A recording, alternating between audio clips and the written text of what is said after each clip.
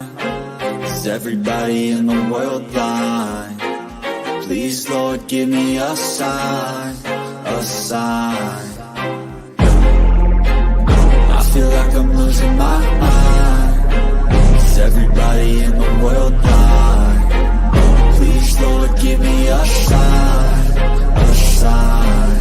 I wanna be the greatest. Everybody on the fake shit. I look around and feel like everybody is the fakest. I make this every day and I'm impatient, hoping one day I blow up from the basement. Statement, the top is so vacant. I don't hear shit that I think is amazing. Waiting for my day when I'm playing sold out shows for 1,000 faces. Hey, give me that crown, get in my way and to be put down. It ain't your place, all this my town. If I want that shit, then I'll get it right now. I'm losing it, the noose it fits. I'm losing shit, a stupid myth. You choose to live or choose to dip. You choose to fight or lose your grip and lose a gift. Oh, I feel like welcome to the Rebuttal Entertainment. Come on up in here, hit that like button, share the video, hit the poll. If you're not a subscriber, subscribe to the channel, subscribe to the best small boxing podcast on YouTube. But we only getting better, champ. We only getting better. You know, we got a lot of stuff going on in boxing, you know, with the undercard fighter, you know, Ryan and Devin. We got a lot going on, and we're going to talk about it today and get it out the way. You know, oh, man, look who was in here early. Darren Collins in here early. What's up, D? What's going on? You know? He said, y'all heard him say he'll fight at 54. And that's dry ass interview. I ain't even hear the interview. Yeah, Bozy tells everybody that I'll listen. They ain't going until they get all the belts at 47. He was forced to talk about Bud Spence. I don't know why. I don't know why he's forced to talk about Bud Spence, you know? That's crazy. You know? But you know, it is what it is. Y'all come on up in here. We're gonna talk about Javon Booth, Ennis. Breaking news. Javon Booth, Ennis done went and signed with Matchroom and Eddie Hearn. He done went and signed with Matchroom and Eddie Hearn. You know, y'all come on up in here. Let me know what you think about it. You know, Lorenzo up in the building. What's going on, Lorenzo? But yeah, man, I mean, oh man, anybody see that coming? No, but you know, it is what it is. I don't see the logic of it. What we want to talk about today? I don't see the logic. You know, maybe he can get some fights or something. I don't know. Maybe Darren can tell me what's going on. You know, because maybe, you know, Erica always tell me they listen to my show and all I tell the nigga is to move up to 154. You know, and I heard him say he'll move up to 154, but Darren say both said differently. You know, maybe I need to listen to the interview. You know, I haven't listened to the interview, but that's the breaking news. Javon Booth, Ennis, the undercard fighter, what I call him, has signed with Matchroom and Eddie Hearn, multi-fight deal. I don't know if it's 2 or 3, whatever it is. We're going to talk about today, and I don't know. Louis don't take one fight at 54, guarantee. Why you say that, man? Why you say that, Darren? Darren said he not taking one fight at 54. Bozy said it? Bozy want them belts? Or Bozy trying to, you know, Bozy want him to stay on this training wheels at 47. Which one is it? But yeah, man, this major news. Some people probably thought he was going to sign with PBC, but he chose not to sign with PBC. He chose not to sign with Golden Boy. He chose to sign with Matchroom. Hey, shout out to him. I don't understand that move, you know, because Matchroom don't even have 47 or 54 pound fighters, you know. But Matchroom do work. Matchroom do work with Eddie Hearn. I mean Golden Boy. So you know, maybe he can get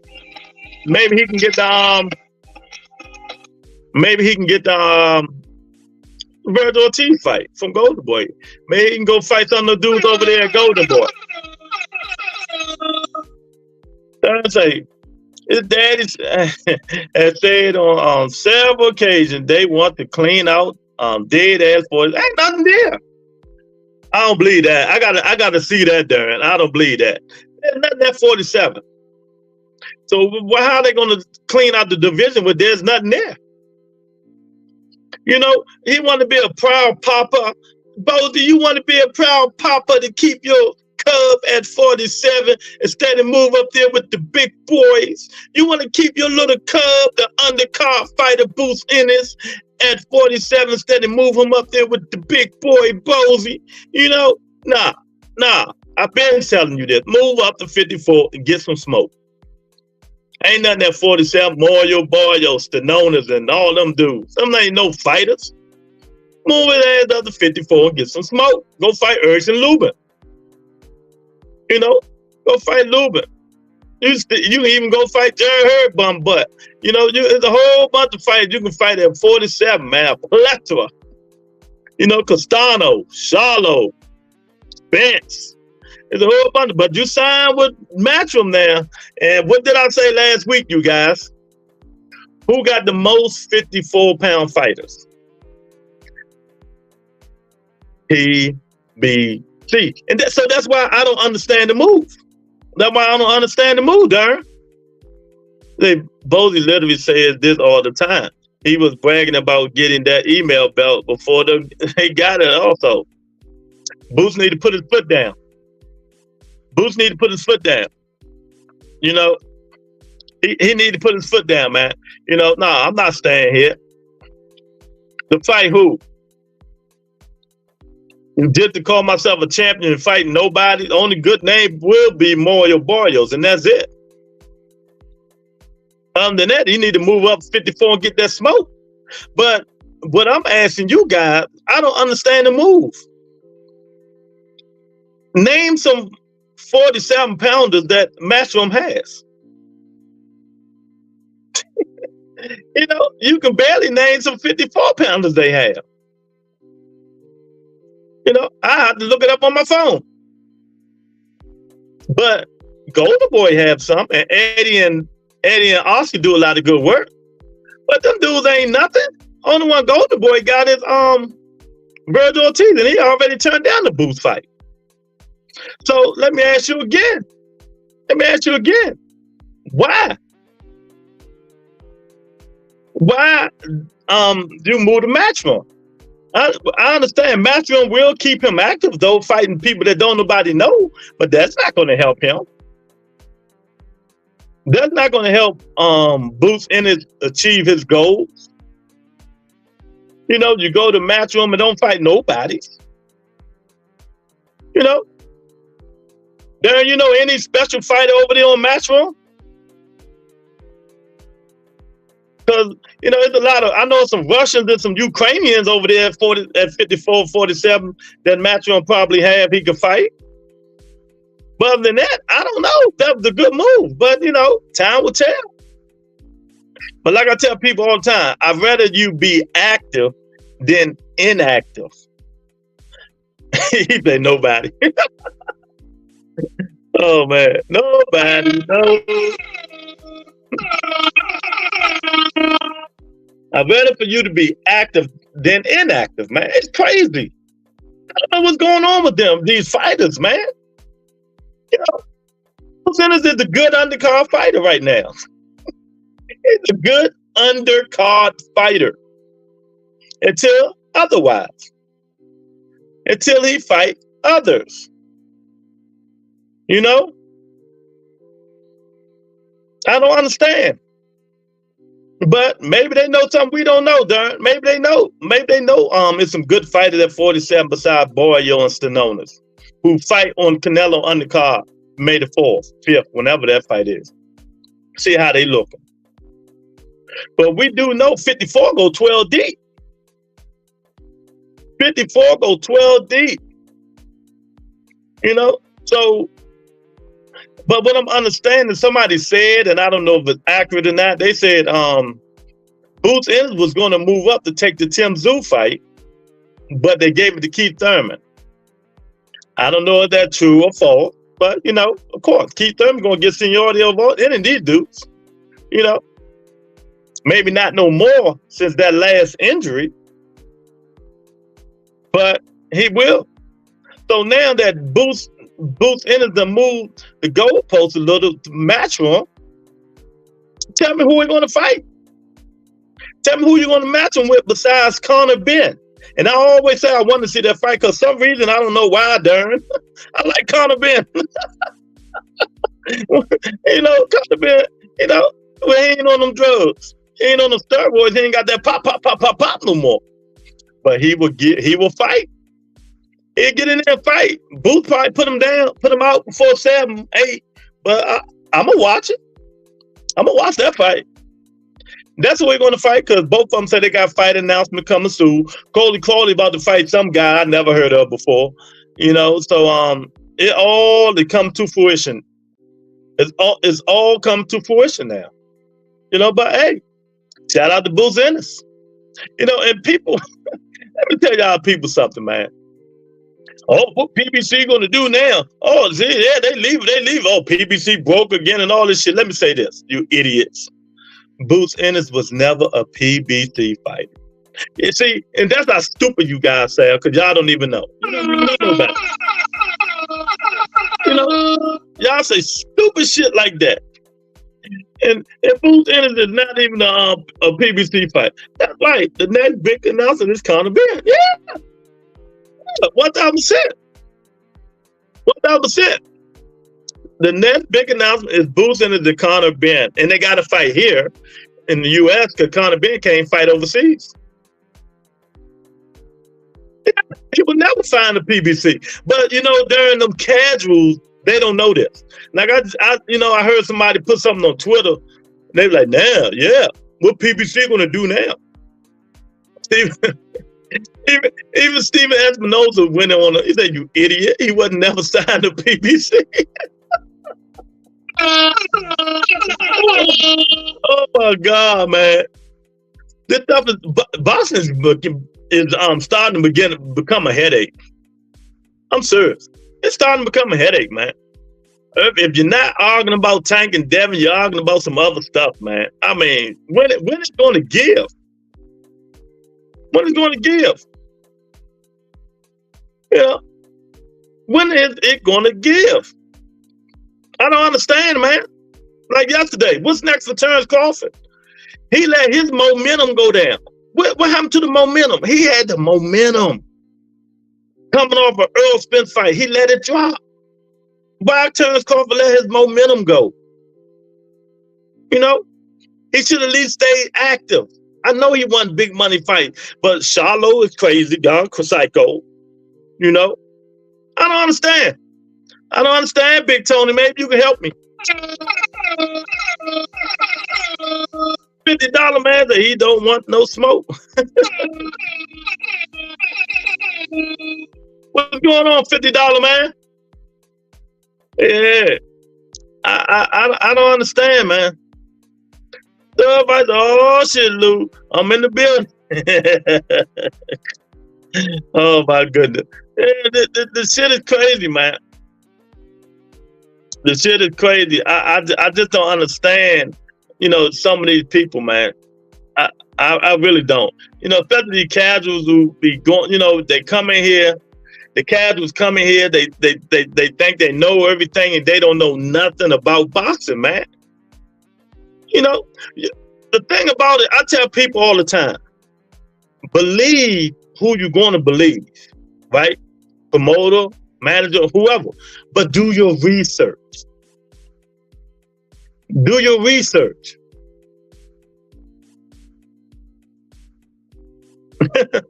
Yeah.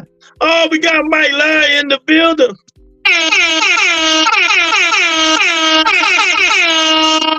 My God, Mike Larry in the building. So y'all come on up in here and tell me why. No, I understand. Maybe PBC, I mean, not PBC, you know, Showtime was gone, so he had to find somebody to sign with. So, you know, I think, everybody made good offers, but I don't understand what offer could Eddie Hearn have given him to make him sign with Matchroom. Was it money? It's good and bad for Boots. Fights he will get, names something different. Exactly. I challenge anybody. Give me 3 fights he can do in Matchroom. But like I said, we know Matchroom do business with Oscar.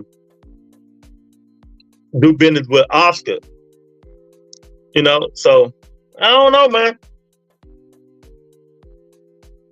He said the Sixers arena should be on the table next. Hearn had to offer him a signing bonus or something. Yeah, he had to. And we know Al ain't doing all that. You got to, like Adrian Broner said a long time ago, you fight, you got to fight people. Al ain't just letting you fight no scrub. But he chose to sign with Matchroom. But did they think it through? Like I said before, if he say, like he said, he's going to move up to 54, all the 54 fighters are with PBC. So that means Eddie Hearn, who talked disrespectful and stuff, I'm just talking the business side, and crazy about Al Heyman, he got to do business with him. He got to do business with him. And, Al, I'm telling y'all, Al Heyman a petty dude, man. Al Heyman going to be like, oh, no, you want to go sign with them, so you go find somebody to fight. You go find somebody to fight.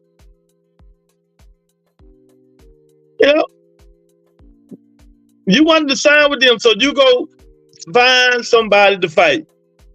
You made your bed. Lay in it. So I'm going to wait till somebody to tell me what was he thinking of signing with Matchroom. What was he thinking of? What was he thinking of? He fighting Conor BENN. That's a fact. I guarantee you he's fighting Conor BENN here in the U.S. That fight going to do good. Depends on where they have it at. Believe me, they're going to go. That fight going to do good. Nice 12,000 seat arena, 10,000 seat arena. They're going to go see it. They're going to go see Boots Ennis and Conor BENN. That's if they have it up Atlantic City, with Boots at in Philadelphia. So that's what it was. I would like to see Boots versus Santillan. They both undefeated. Santillan beat Vulture.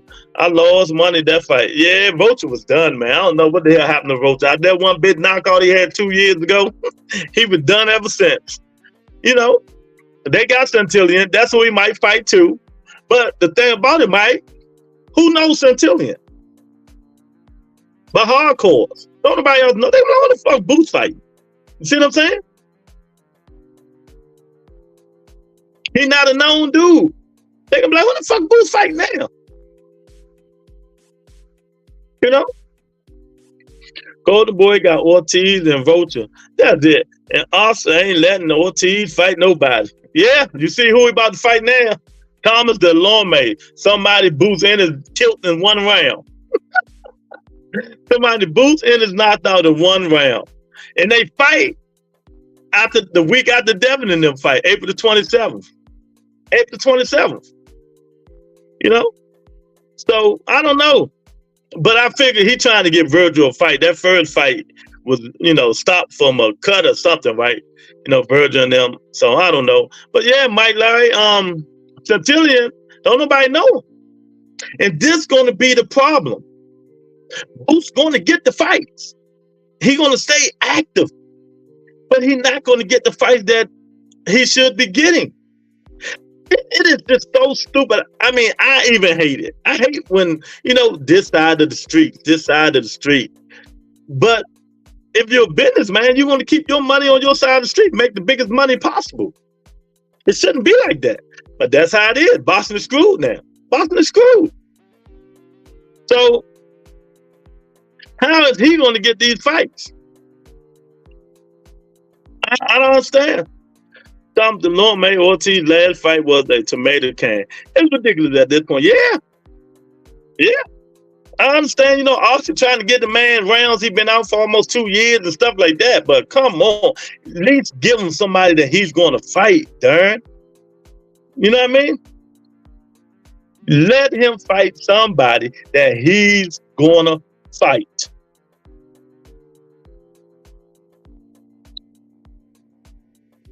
It's crazy. It's crazy. They keep giving these supposed to be superstars. Especially if it's somebody that don't nobody know. You know, especially if it's somebody don't nobody know. They're gonna be in trouble. They're gonna be in trouble. Nobody gonna watch that shit. Let's be honest. Let's be honest. No, crazy. There's a booth for that David Evansian. No, you crazy, man. No, man.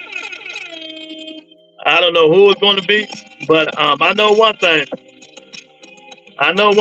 They need to stop it. Somebody got to figure it out and tell me, man. And if you go to Oscar and Matchroom, they limited in 47 and 54 pound fighters. They limited. Oscar got who he got? He got Virgil Ortiz. He got Jose Ramirez now. You know, he got Rocha.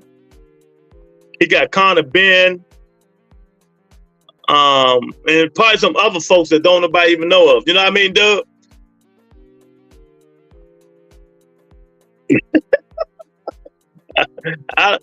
Like I said, it's most likely going to be somebody that don't nobody know. But how is that helping boost Ennis? How is that helping boost Ennis? The link is in the comment section. Y'all want to come on up in for a minute? We got to discuss this. I put the link in there today. The link is in the comments. You know, y'all hit the link. Come on up in here, man. We can talk about it. Because somebody got to tell me this one, man. They got, you know what I mean? I don't understand that boost move. Everybody congratulating him. Maybe, you know, of course, you know, the people who don't like Showtime, they happy. But Showtime out of business. Showtime is out of business. Sasaka. That's what they've been mentioning. Sasaka and all these guys. These Russians and these Ukrainian dudes that don't nobody know but hardcore fans. Don't nobody know but hardcore fans, Mike Larry. You know what I mean? Darn.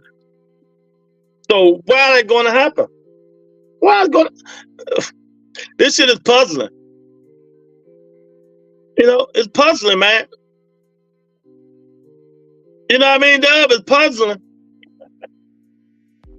What up, Lou, man? It's a damn shame what we talking about. It's a damn shame.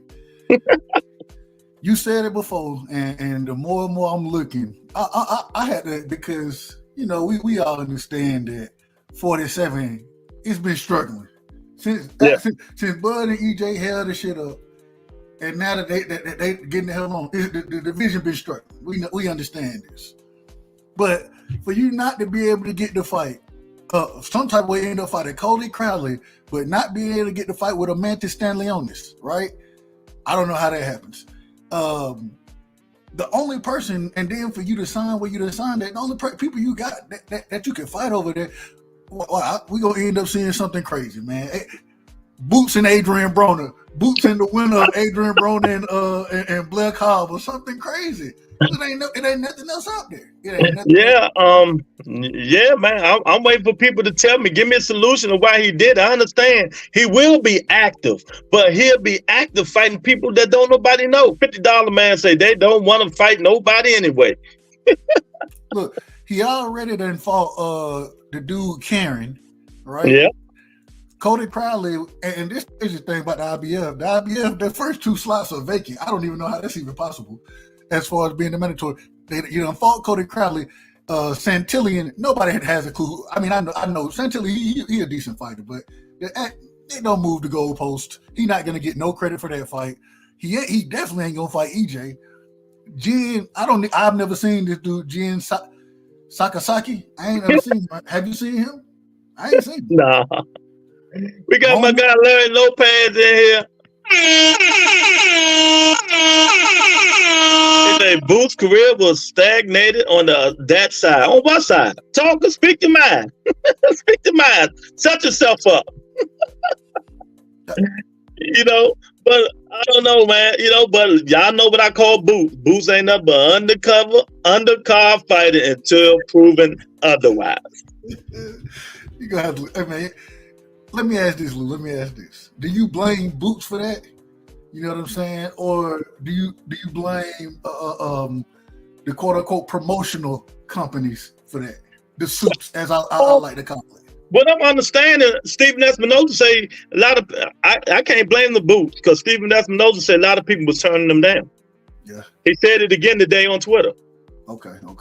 You know, because you know he couldn't get the fights. So yeah, but it's true. He is an undercard still, undercard fighter. Yeah, exactly. Exactly. Darren say that's a fake narrative. His former company didn't want to spend no money. Keep in mind, Booth was not signed to PBC. Al Heyman was not to blame. So, hey, Darren, let Larry Lopez kill himself. I wanted to kill him first. Let him kill himself. He don't know nothing. He don't know. He think Booth was signed with PBC. So, you know, let him kill himself. Booth was under Cameron Duncan, but I will say the majority of Cameron Duncan were doing business like the PBC. It's the same thing like what's his name? What's the one who always have a taco? Lou DiBella. No, not Lou DiBella. The other one, the one. What's my brother? Samson. Like Samson. Oh yeah, Samson. Yeah, everything PBC. They couldn't get Booth, Barrios, Denonas, Crowley, Thurman. Okay, everybody know them names. I agree with you, Larry. Now, who Matchroom gonna give them? That's the problem. Exactly. That's the problem. When you make this deal, and even you got to understand who controlled the division. So we, if we were to talk strictly about, say, the 35-pound division, we understand that Bob got some pull down there. Bob, he able to maneuver in that weight division outside of Tank Davis, right? But at the same time, now when you get to 54, when you get to 40. This is what a PBC is doing. This is what they strength right there. 54, 67, even 68. You know what I'm saying? I said 67, excuse me. 47, 54, and 68. They control the division. So if you want big fights, you're gonna have to do business and you're gonna have to work with. Larry, you've been on this show. I don't know how long you've been on this show, but for the last year, and I've been telling Booth Ennis has to move up to 54. Now you saying he has to move up to 54, right? Right? Who are we going to fight? Now Xander Zayas fights on the PBC, but Conor Benn. If you want to give me Conor Benn. Oh, that's the next fight, Conor Benn. They're going to announce that soon. He's going to fight Conor Benn, and y'all know I fuck with Conor Benn. Now I will say I like the Ortiz fight. But I don't think Oscar will make that fight. Oscar ain't giving them that no time soon. I don't think Oscar gonna make that fight. And then Xander Zayas, he fight over at the PBC. Yeah. And Santillan, once again, it doesn't move the needle. You know what I'm saying? So yeah, exactly. And that's all I'm saying. Who moves the needle over there? So I'm still trying to say he will be active, Doug. He will get some fight, but people gonna be like, what the fuck is that? You know, us hardcores know who most of these dudes is. But you know, they can't even get Virgil Ortiz no fight. Virgil Ortiz is with Oscar and he fighting Thomas Delorme. You know, and what's my other guy name? That just signed with Oscar too. Kid Austin? No, the old dude, the older than Dirk. Jose something. He fight the same day Virgil Ortiz in them fight. Okay, I got it. It's crazy. Let me see. It's crazy. All these old dudes, man. Right. Real quick, just for everybody, if you don't know, Boots knocked Thomas Delorme out in the first round in what? Exactly. 2001 or something. Jose Ramirez, though. Okay, Ramirez. But he knocked out Thomas Delorme in 2020, 2021, somewhere in there. In the first round, after Thomas Delorme, he had already had probably 4 or 5 losses at the time. You know what I'm saying? So it's like, yeah. And this C-Block is in the house. C-Block, C-Bill. He's like, did you hear Lou Boots to Matchroom? Great for boxing. Okay. See, we know how D Block is, so we gotta walk real thin line with him today, Dub. So D Block, explain to me how is it great for boxing really don't care because he haven't did nothing in boxing yet. So how is it great for boxing? That's all I want you to know. Meanwhile, Crawley got a 50,000 purse bid, more than Booth ever made. Yep. Yeah, that's true. Dude, he's not a pay-per-view star yet. Let him fight some fighters. Last fight of the deal could be pay-per-view with a credible opponent. Well, who's a credible opponent on Matchroom? Tell me, maybe me and Dub don't know. Maybe me, Dub, and Dern don't know. Maybe me, Dub, Dern, and Larry Lopez don't know. Give us a name, D Block. And one that actually moves the needle now, not just some random name. And you know what? How many? I haven't seen what the deal exactly is yet. How many fights did he? They said multi-fight, so that can be 2 or 3. And see, that's once again. All right, yeah. All right, we'll see what happens. Y'all know me. I'm not a Boots fan. He's always going to be an undercard fighter until proven otherwise. I'm a Boots fan. I'm a fan of Boots. But y'all come here and tell me why he made this decision. If he made it to stay active and possibly get some PBC fights while he was at Matchroom, I don't know if that's going to work because the disrespect Eddie Hearn keeps saying of Witchcom ain't never going to get him no fights. You know? Eddie Hearn keeps saying to who? To PBC. Yeah. Well, yesterday. You know? I'm so tired of this size of the street stuff. And I said that before you came on here. I wish it wasn't like that. It's just stupid. Fight. But if Dub Whiteside is a businessman, he owns his own business. He got fighters over here. You know, you're in the business to make money. You're in this business to make money, right? Yeah. Not lose money. You want to be like Bob. But at the same time, I'm in the business to make money. If I'm making big fights, then I have a better chance of making money. Yeah, but you got to split it. That's true. Keep everything in house. We ain't. What Ford said, we ain't in the business of paying or making money for nobody else. So. Exactly. And Bob been doing that forever. Remember they say, why would I let your core fight tank when we got all these fighters over here? Yeah. Oh, D-Block say somebody special like Crawford. Remember, Crawford dealing with Saudis now, and Hearns is good, and that was. Everybody keep saying Crawford deal with Saudi. Who he fighting there? Yeah, I don't know if that's a fact or not. I have no idea. Oh my God! Look who decided to grace me with his presence. You know, I be killing this nigga on Twitter all the time. You know, but he's still my guy. You think D-Block full of shit on Twitter? This dude here, boy. Woo! HLD? Hell yeah. My guy right there, man. I rock with HL. HLD good dude, man. He just full of bullshit. He mad at me because I told him his favorite fighter a bum. Who is that, Canelo? No, what's the young guy with the wife train him? I forgot his name. His wife used to train, he just retired. He fought Monster Inu twice. Nonito. Yeah. No, Rachel didn't train Nonito. Rachel was you know, his wife. You know what I'm saying? But you know, I like fuck with HLD about that. Hey, I fuck with Rachel. There ain't Nonito, man. Nonito cool. We got Son of God in the building. He said, why Boots Cajuns fight a 2 or 3 deal fight and then move to fight better upon us? I don't know. Maybe HLD know. HLD, what's up, man? Hit the link. The link in the comment section. I ain't heard your nagging ass, irritating ass voice in a long time. Larry Lopez say they still investing in Spence on the side. They better hope Boost come back. Nobody care about no damn Boost. Has Boost made Showtime any money? No, I mean, I don't understand. Oh, we got my man, the biggest turns corporate nut hugger in the United States history of mankind. Mr. Man.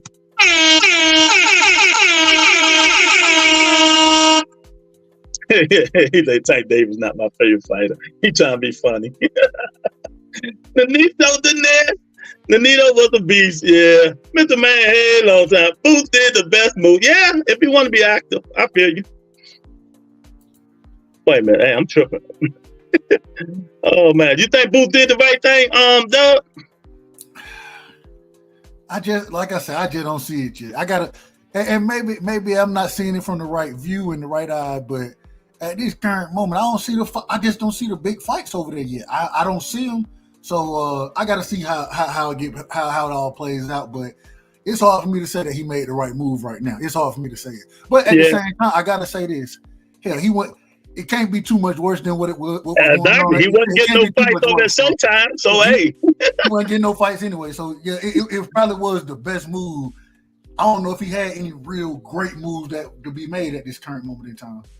What's up, HLD? Long time no hear from, man. I'm tired of killing you on Twitter. What's up? Man, you still on that fantasy stuff, but how we doing? That's my guy, though. Must man him beef. We still cool. What's going on, right side? 2 cents. What's up, baby? That's my baby there. What's up, HL? What do you think about the move? Give us your opinion. I think it's an excellent move. I don't even see what's I mean, no, we just want to know why. Tell us why. That's all. I mean, just on the promotion alone today, this is more promotion than he's ever had with PBC and Showtime. He wasn't with PBC. Let's keep it out the way. Well, let's keep it. Who's the one who where they get their fights from? I understand. All his competition is coming from PBC. Mm-hmm, so correct. So I mean, the bottom line is he was homeless, and PBC is in no position to sign a blue chip prospect, if you want to call them that. They're not in position to sign anybody, not with the 25,000 pay-per-views they just sold. So I don't let people come in here and put fake narrative on my channel. You know this, and you still say it. Hey man, you know it's give me the link. No, give me the link so I can look it up and make sure it's credible. Who's credible out there? Well, don't say it. Hey, let me bring up what's that dude's name? That they always call him. I call him Uncle Fester, Mr. What's his name, man? Rick Glacier. I'm gonna block you if you say that nigga name on this channel. Oh my God, my man. But it's a reality. They didn't sell shit for that fight, bro. Even if it was that, let's say that, who expected him to? No, nobody. That's what I'm saying. So my point is, PBC is in no position to be forking out money for no blue chip prospect. But who is though? What have he showed people the fork out money to yet? Well, the thing is, if you're just setting up with some shitty ass fights in the middle of nowhere, I bet you his first fight's gonna be in Philadelphia. I bet you his first fight. Well, he just fought in Philadelphia. I mean, in Atlantic City, New Jersey. No, he's gonna be in Philly. His first fight. Okay, but he can fight at home, of course. That'll get him. But who he gonna fight? Whoever they can match him up right now. With who? Don't say that. With who? He's gonna fight Conor BENN next. We all know this. All right. So if he fights, that's. I would like to see that. I don't have a problem with that. Me too. We agree on something. I fuck with Conor BENN. I'm okay with that fight. He's gonna get his ass whooped, but I'm gonna. Exactly. I like to see that fight. Then after that, he's probably closer. He's probably closer to maybe the Your Excellency said, you know what, Crawford, here's 10, 15 million. Let's put you against Boots. Let's make it happen.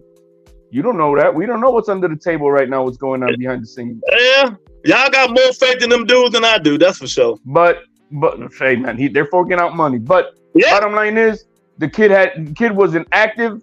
He had nothing going on. It wasn't gonna be with Top Rank. It wasn't good. It could have been probably with Golden Boy. They got a couple guys, but they can always merge them fights over there at the zone with Golden Boy. What'd you say, Doug? No. I don't know. I keep going. I don't know what I was saying. I mean, right now, Matias is having his first fight, hometown in Puerto Rico. That shit sold out. Well, let me say this, man. Y'all know me. I always call Boots in as the undercard fighter. Because they've been on undercards. You got to prove shit to me. Matchroom don't have nobody on their card that fight at 47, really.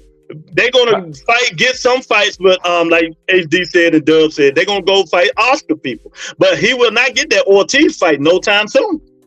That's the thing about it.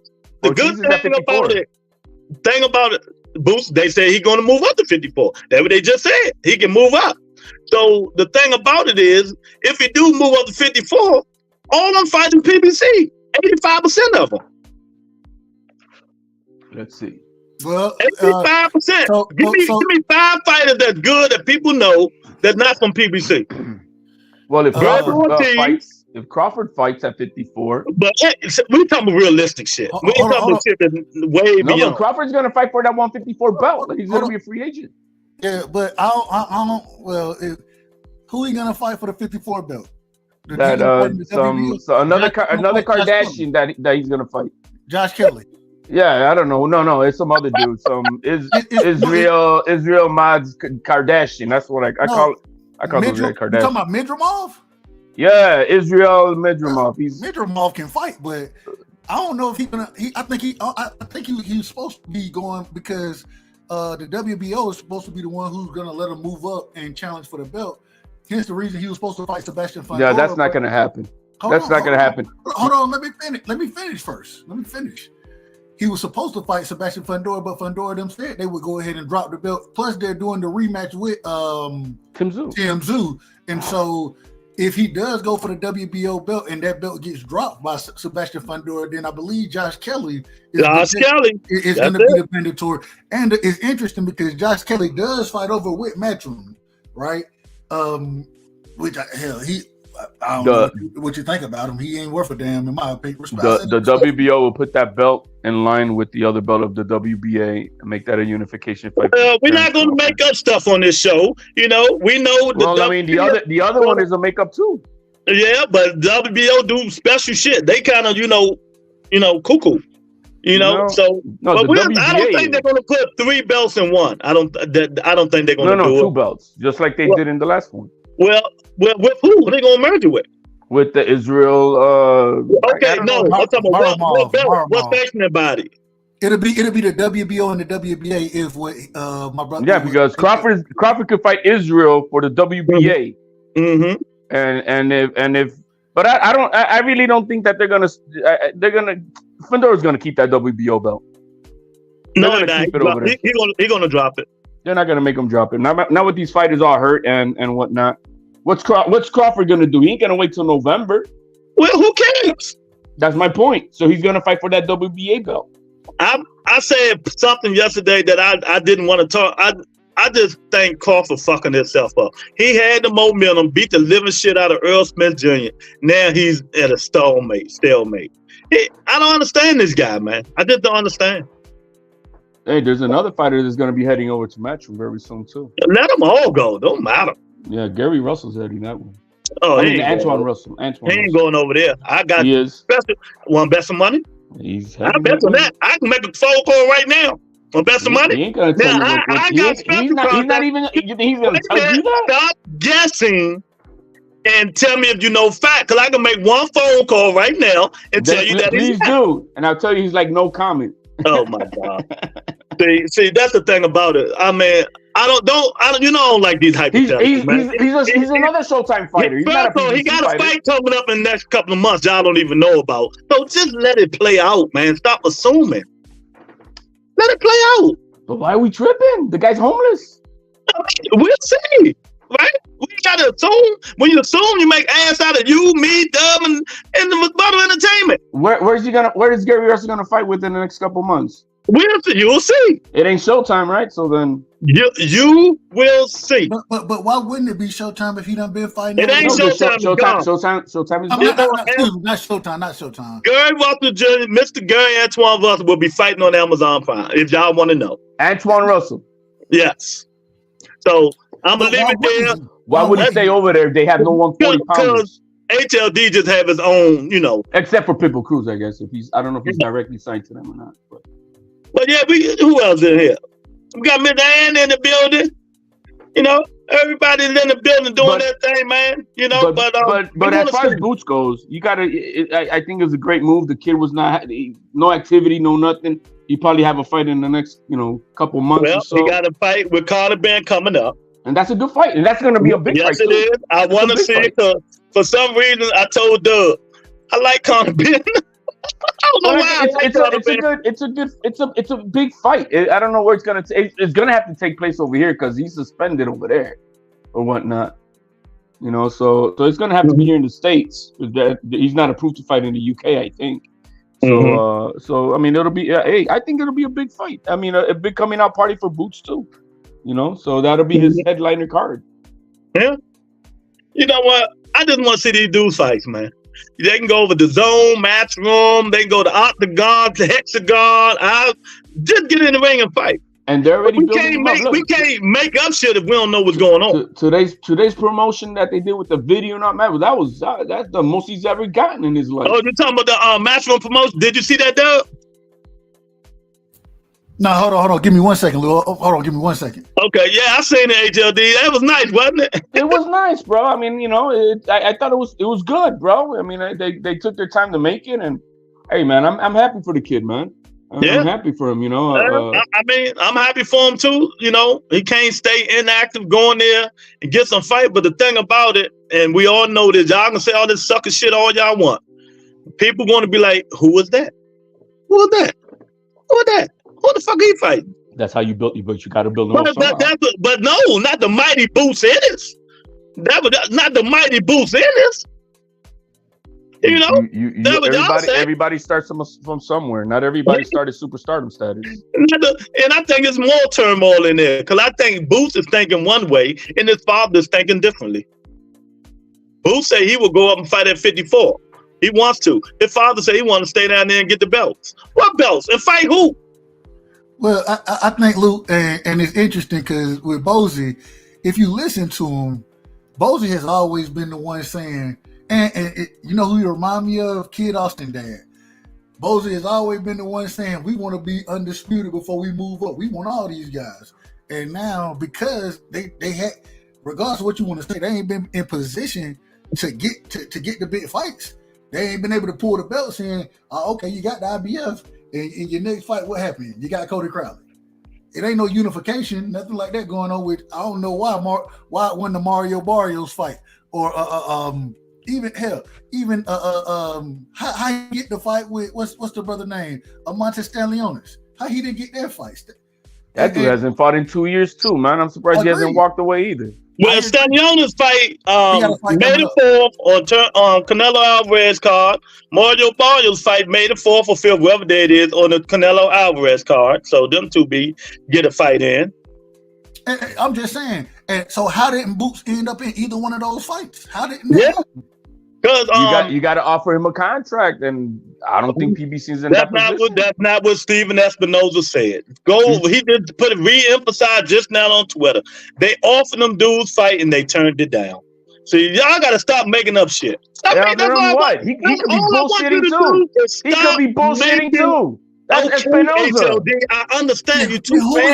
We gotta believe somebody eventually. I mean, you keep saying I believe the man signed. I think he's gonna sign for the most amount of money and the best deal. You're not gonna sign for no shit deal. Okay, what I'm saying is, Steven Espinoza said they offered these guys fight and they turned it down. Mario Barrios over Conor Benn. Who's gonna take that? What do you mean? I don't understand what you're saying. I wouldn't fight no Mario Barrios over Conor Benn when the guy's more popular. Mario Barrios. I'll fight Mario Barrios. No way, man. That dude is no one. Hold on. I want to ask you this. If Mario Barrios ends up being the WBC champion, which we believe he's going to be because it don't seem like Bud going to fight again at 47, then that's a unification fight, right? How's it a unification fight with who? If Mario Barrios is the WBC interim champion right now. And you think they're gonna elevate him once they supposed to elevate him, but he got married with Brandon Figueroa's sister. This is what I see what's gonna happen, from my opinion. And that's what Booth was waiting on, but it took too long. If Crawford, once he vacates those belts, there's going to be two 140-pounders who are leaving that division going to 147. And that's going to be Tio and Devin Haney. Devin Haney will be fighting for that WBC. Devin ain't going nowhere. If he's going to beat Mario Barrios' ass, he can't beat Mario Barrios, Mario mother. Look, man, I don't like Haney, but he'll beat Barrios. His mother, now you out of order, Luke. You out of order. He can't beat Mario Barrios' sister. Get the fuck out of here. If he doesn't get knocked out in 2 weeks. let me just make that clear, Lou. We don't know if he's gonna get knocked out, but if he don't get knocked out, stoppage. I got Devin by stoppage. Oh, I don't. Yeah, that's crazy talk. It's gonna be if Devin wins. That's 12 rounds. I didn't put push-ups on it. Yeah, well, hey, I'm glad it just push-ups, man, because I don't want you to go starving putting up any of your your grocery money. I got $100 bet on it too. But that fight's gonna go one or two ways. Decision for Haney or Ryan Garcia by knockout. That's just the most logical sense the way I see it. Now, if Haney wins and Crawford vacates, I see Haney moving up because he don't want no part of no Matias. He ain't gonna fight any of the other dogs either at one. He ain't going to. He ain't fighting Teal. From Boots to Devin. Why are we talking about that? I didn't say Boots. I said for that Mario Barrios belt. And that was the whole point. The whole point that I was saying is why couldn't he get the fight with Barrios? We talking about something that ain't even happened yet with Devin moving. Well, my preface was my opinion. You know, HLD got a crystal ball. Let me just finish. All I'm saying is at this current moment in time, we understand that Bud going to be fighting at 54 next. And so the WBO hasn't been vacated. The WBC hasn't been vacated. The WBA hasn't been vacated. Only the IBF has, and that's when Boots was elevated.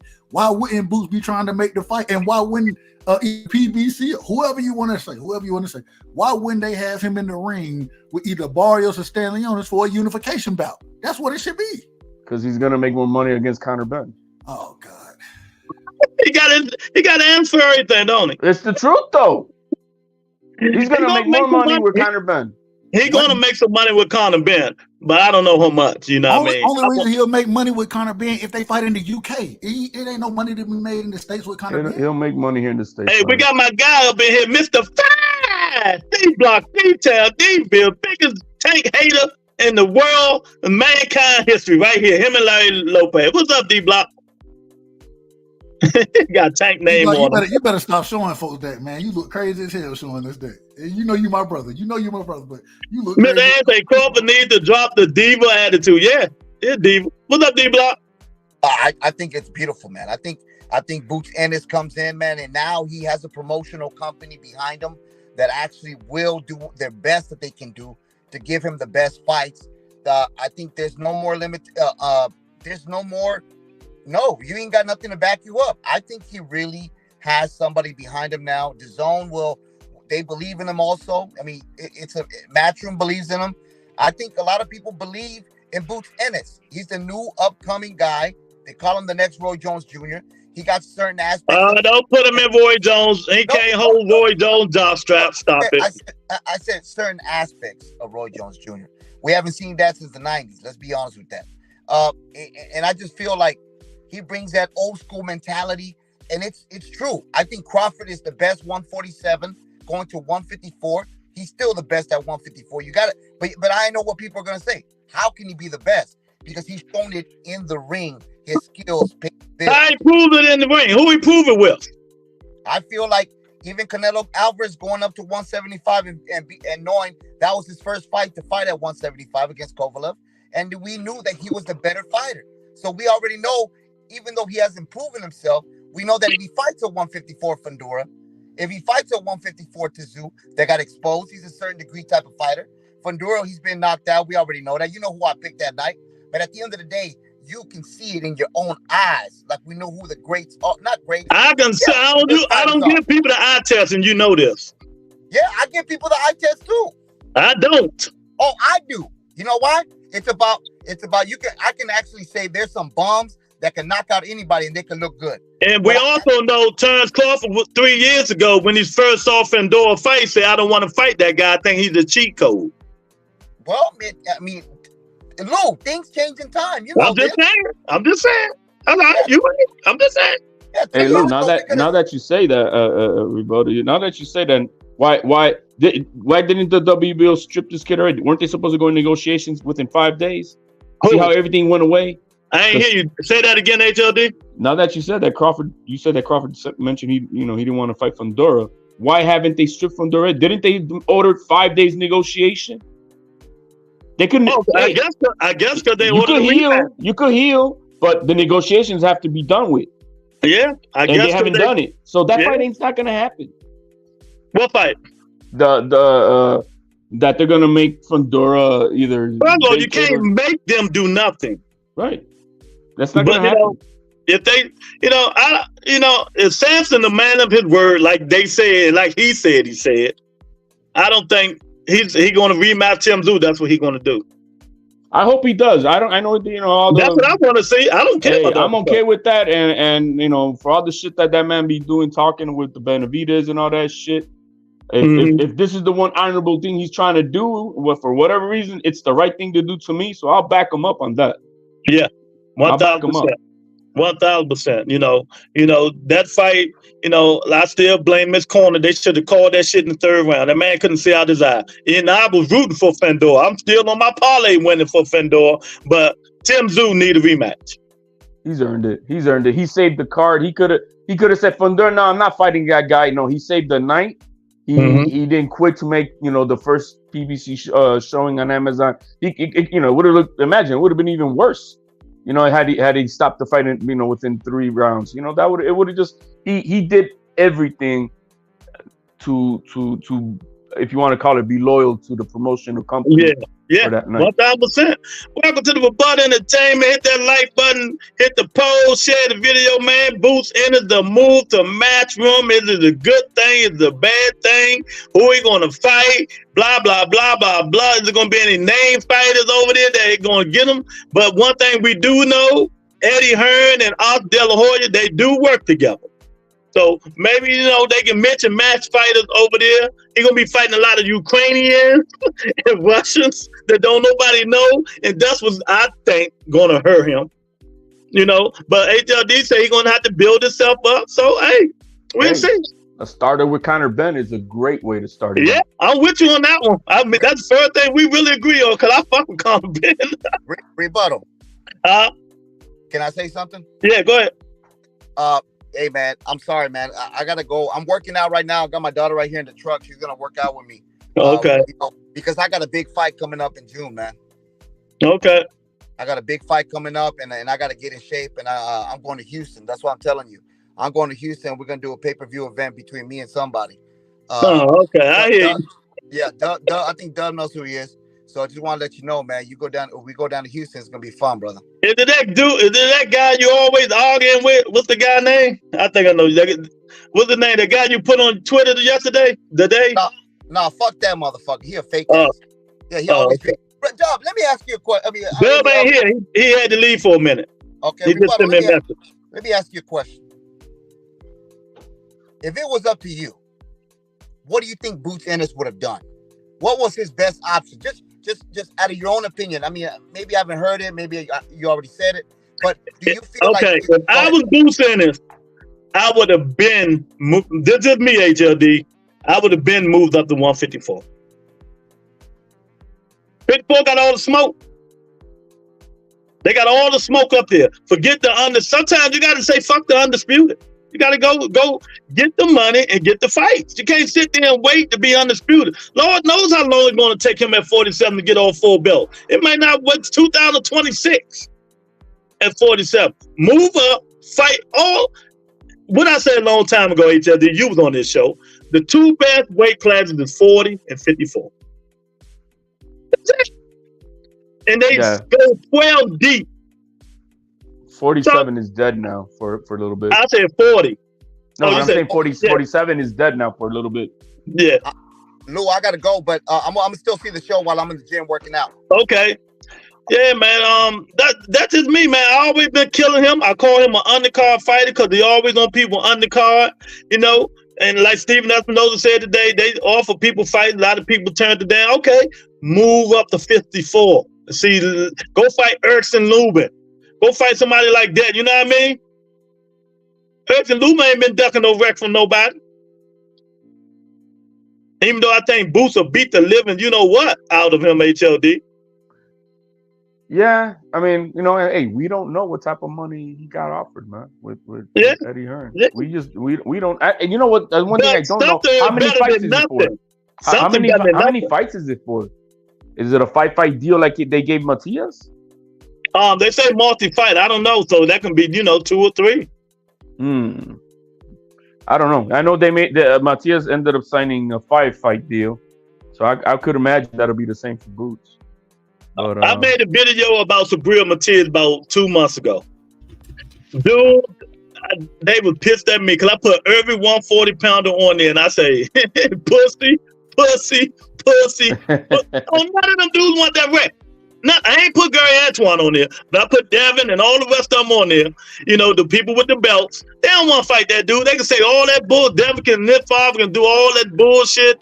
You know, only one man has offered him to fight twice, and he turned it down. So I don't know. You know, that was you say. Okay. No, that's a fact. Okay. Tio, you talking about Teofimo? Yes. The guy who about to fight a 15 and 90,000 guy. Nobody else is wanting to fight him. Yeah, whatever. He could have found somebody better to fight. Stop the bullshit. See, that's what I don't like about you guys. Well, could he fight Barboza's the only guy? But he's now over there also with Eddie Hearn, and he overpriced himself right before the Sandor Martin fight. Well, who do the most overpricing? Teofimo Lopez overpriced for everybody. No, everybody. That's cap. Ain't no fucking cap. Him and his father, 10, he's 20 the only million. One who's fought the 2 pound-for-pound fighters. I'm waiting for everybody else to do the same. But you know I'm not going to argue with you about Teofimo because I like Teo. I think he's one of the best fighters out there. But I mean, my point is, he sent them a contract. They turned it down. And it's because he was already in negotiations with Eddie Hearn. That's what nobody's gonna say. Well, okay, yeah, he's scared of Teofimo Lopez, sure, okay. Hey, why is he fighting Prado instead of Teo? People want to bleed you on that one. That's for damn sure. Why didn't he fight? Why is he fighting Prado instead of Teo? Because he had to fight. Remember, his hand was injured, and he had a fight. No, he didn't have a fight. Yeah, his hand is injured. They had a verbal agreement with Zoom, and he signed with Eddie Hearn. Didn't Teofimo Lopez just come out of a fight? That was before that. No, you talking about the fight with Ortiz? He just came out of the fight. So how can he? So you saying he had the offer before he fought Ortiz? That what you yes, the offer was before the Ortiz. It was to fight on that Ortiz night. So okay. So didn't they say something was wrong with his hand? Supposedly, which I saw him playing pool. So now we're getting down to it. You don't believe? You don't believe? No, he was playing pool with a supposedly broken hand. You know what I knows about you? You don't believe nothing when it comes to your favorite fighters. No, man. Actually, Matias is one of my favorite fighters. All right, you win. Dub, you back? I'm back in the building, man. We got Monica in the building. What's up? She said, I'm repping Larry today. Salute. Oh, yeah, damn. She got Larry. Oh, man. She got Larry avatar. Yeah, I was saying, man, that's I was about to say that's not a pretty looking Monica. That's old guy. He's like 77 years old. One of my best friends, and he used to come on the show with me called How Men Think. And once upon a time, everybody loved him. All the women, all the men. He's a cool dude. I'm about to interview him and put him on one of my shows. Tim Burning Question with Larry Adams. But yeah, that's funny. But what you think about this mess, man? Man, first thing, I don't know how we didn't went so far off the topic. Y'all already know. D Block, my brother D Block. Shout out to D Block. If he go get the smoke with Rick Timms the third. Oh, that's what he's talking about. Who's Rick Timms? I don't know none of these dudes, man. Another, we all be in the chat. Okay, they beefing. They about beefing everybody. Hey man, him and Rick been beefing on Coach Malachi channel for who knows how long. I'll be like, okay. They call in behind each other talking shit about each other. That's okay. But we're talking about real fighting now. So I mean, forget them. Go ahead. The first thing is I don't know where y'all coming up with this whole that Devin don't want no smoke with me. Man, I told you before from the beginning. Devin put hands on Matias, in my opinion. He put hands on him. Now he don't stop him. I don't think he's stopping. But the hands is when they touch gloves, and that's it. But he will stop Ryan Garcia. So that's the first thing. The second thing is that all this. All right, we see these ghost reports that Teo done offered Matias 2 fights. We ain't seen none of this. I don't know what you're talking about. And so until I see the Matias came out with it himself. What are we talking about? They're the ones who said, "Yo, they offered us 1.5 million, and we didn't take because our hand is hurt now." Nobody knew that his hand was hurt until he put it out there. that he's turning the fight down because he has a injured hand. In the meantime, what it really was is he was negotiating with Eddie Hearn. Okay, cool. So when was the second offer? Right before Tio took this last this Clackett fight. He was and right before Matias took the bottle fight. Let me finish, my man. And right before Matias took this bottle fight, Bob Arum had called Eddie, and they said, no, we're not interested. We got something else going on. And so, as we see, it's a bottle fight in Puerto Rico. They already have their set plans of what they're going to do. Well, HLD, I'm going to say this, and I'm going to say it, no matter what you say, I don't believe Subriel Matias ducks any fighter. It's not a duck. I talked to Matias yesterday. Okay, I don't believe he ducks any fighter. He himself is telling you he's letting his team taking over however they want to move. Okay, well, I was on an interview with him last night at Mill City, and so I seen that shit. So his words were that he's letting his promotional team. Well, that's what he did. That's what they all do. Would you act like that's something new? Well, there you go. So then he's not in control of one and have to fight. Who is? There you go. So then that's my point. So then it's not about ducking. It's not about ducking. Go ahead. It's just that he himself is admit. Look, he's out now calling out Regis Prograde. Like what? But before we move to that, you tried to breeze by something. I got to clear up real quick. Are we okay with Teofimo Lopez fighting Steve Claggett? Is that okay? I'm not okay with it, but I don't see what else. If you look at the WBO standings, there's nothing else. Tiger Johnson stopped that man Claggett. And Tiger Johnson, why he don't fight Tiger Johnson? Is he at 140? Is Tiger Johnson at 140? Yes. Is he with yes? What is he on the WBO rankings for him to fight top 15? Tiger Johnson been at 140. Is he a top 15 fighter? Absolutely. WBO? He beat Steve Claggett. I'm gonna ask you again. Is he a top 15 with the WBO? I don't believe he's in the WBO. I agree with that. Oh, there you go. So that's what I'm saying. You got to be a top 15 fighter under the WBO to fight. This is ridiculous right here. But don't be listening to half that shit he says, man. This is ridiculous. So all of a sudden, these are the excuses we're gonna make for him to fight Steve Claggett. I mean, I'm sorry. Your man paid step aside money not to avoid Sandor Martin. Is mandatory. What are we talking about? And he would have. He's fighting Ryan Garcia. The same Sandor Martin. The C-class fighter that he himself had. The same Sandor Martin that put T.O. on his ass. That same one. Yeah, he avoided him. He avoided him. All right, there we go. He avoided him to fight Ryan Garcia, the C-plus fighter that he said he is. Let me say this, man. I'm gonna say this. Sandor Martin can fight. People can say whatever they want about that dude. I think that dude can fight, man. Ask Mikey Garcia. I like Sandor Martin. I ain't got no problem with that. All I'm saying is that how can you be avoiding somebody for a bigger fight? How's my man? He hasn't fought a mandated mandatory in over 5 years. Who's acting like a franchise champion now? Crickets. I don't know what you want. Crickets. I mean, he paid step aside money for that. That's why Eddie Hearn say, is he gonna pay him again? Calm down. And this way you get out of control. Is he gonna pay him again if he wins against Ryan Garcia? Is he gonna pay who? Sandor Martin against step aside money. Depending on who's next on the hit list. It depends. Anthony G say Devin knocked down Reeves, and now all of a sudden everybody making him a knockout puncher. Devin ain't Tank. No, I never said that. What's up, champ? Y'all gotta stop this stuff. Devin Haney is not stopping no damn Ryan Garcia, man. Yo, he's stopping him. He took Tank Davis's best punch on the chin and got up. And got up. Devin Haney could hit him with both punches at the same time. He ain't gonna do that. All right. We're gonna see what happens. If Devin Haney knocked Ryan Garcia out, Dub, you can run this show for 30 minutes. Hey, only 30? I don't get the whole show. Nah. So you know too much devil handy talk give me a headache. So you know I'll let you run for 30 minutes. Look, even if I ran the show, I wouldn't even be talking about Devin. I ain't gonna hold you. I wouldn't even be talking about it. So only we wasn't even talking about Devin. We still supposed to be talking about Boots right now and why he not unifying. Yeah. And this is the problem.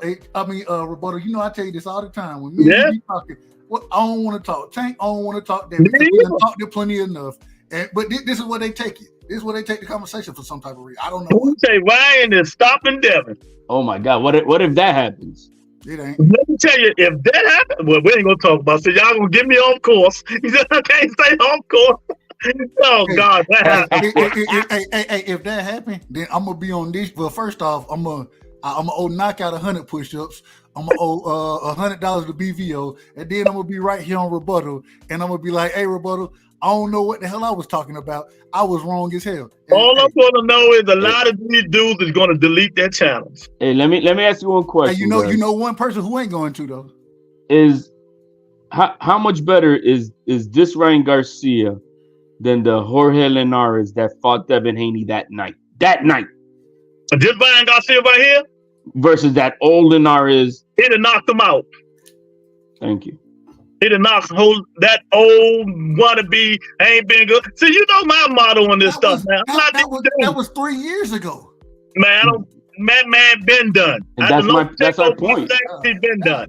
Absolutely demented. Y'all demented with this. Linares was washed then. Cool. Anyway, no problem with it. Let me ask y'all a question, man. I gotta get off this Haney shit.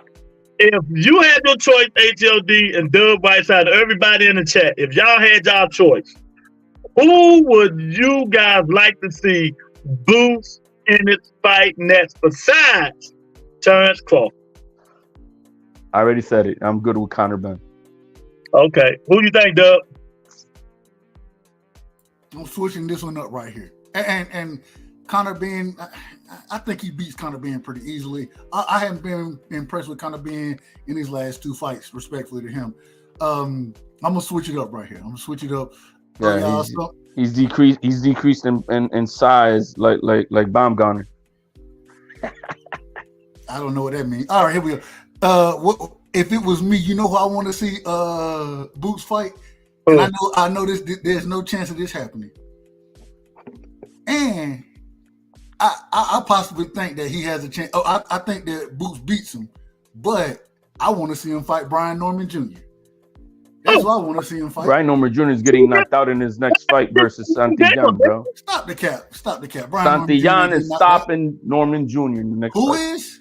Santillán, and they're fighting. They got a fight coming up. The guy who beat Roca over there. He do. Yeah. He got a fight coming up. Brian Norman Jr. is fighting Santillán, the guy who from Top Rank went to the Zone over there to Golden Boy and beat their top guy Rocha. Santillán. Santilla, yeah, Santilla. Yeah. And man, he gonna beat Giovanni Santillán. No, he ain't no. All right. Okay.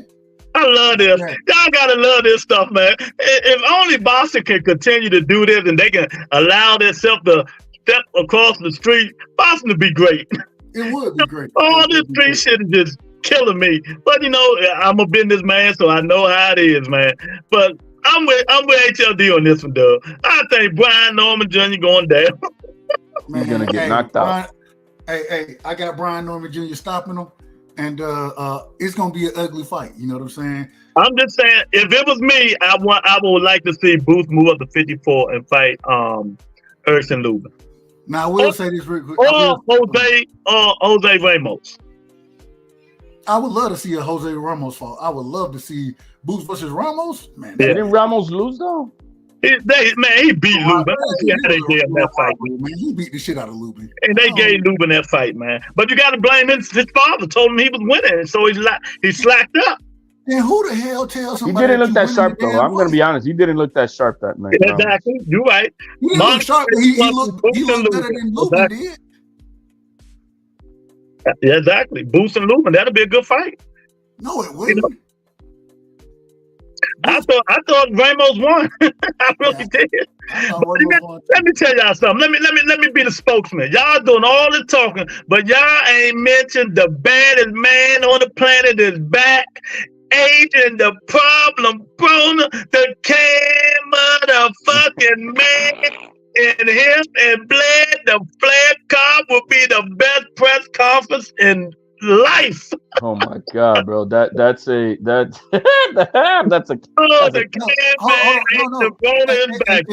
HLD, he said it perfectly. It's the best press conference. The fight ain't gonna be worth a damn, but the press conference is fantastic. I agree 100%. It's gonna be a hell of a press conference. They gonna sell the hell out the fight. You know? But at the same time, it's gonna be a pathetic ass. Will they sell out the hell out the fight? I don't know if they will sell it. They're gonna sell. You can believe that. Adrian Broner fought that lawyer, and they sold that 6,000-7,000 to win. No, Adrian Broner said they could have had 3,000 more people in there. And he's fighting Blair the Flair in that 10,000 whatever in Miami. They're gonna sell it out. I guarantee. AB gonna sell out. Hey, you have you noticed how they're bringing all these fights down to Florida now? Yeah, they need to move them different places, man. Because it's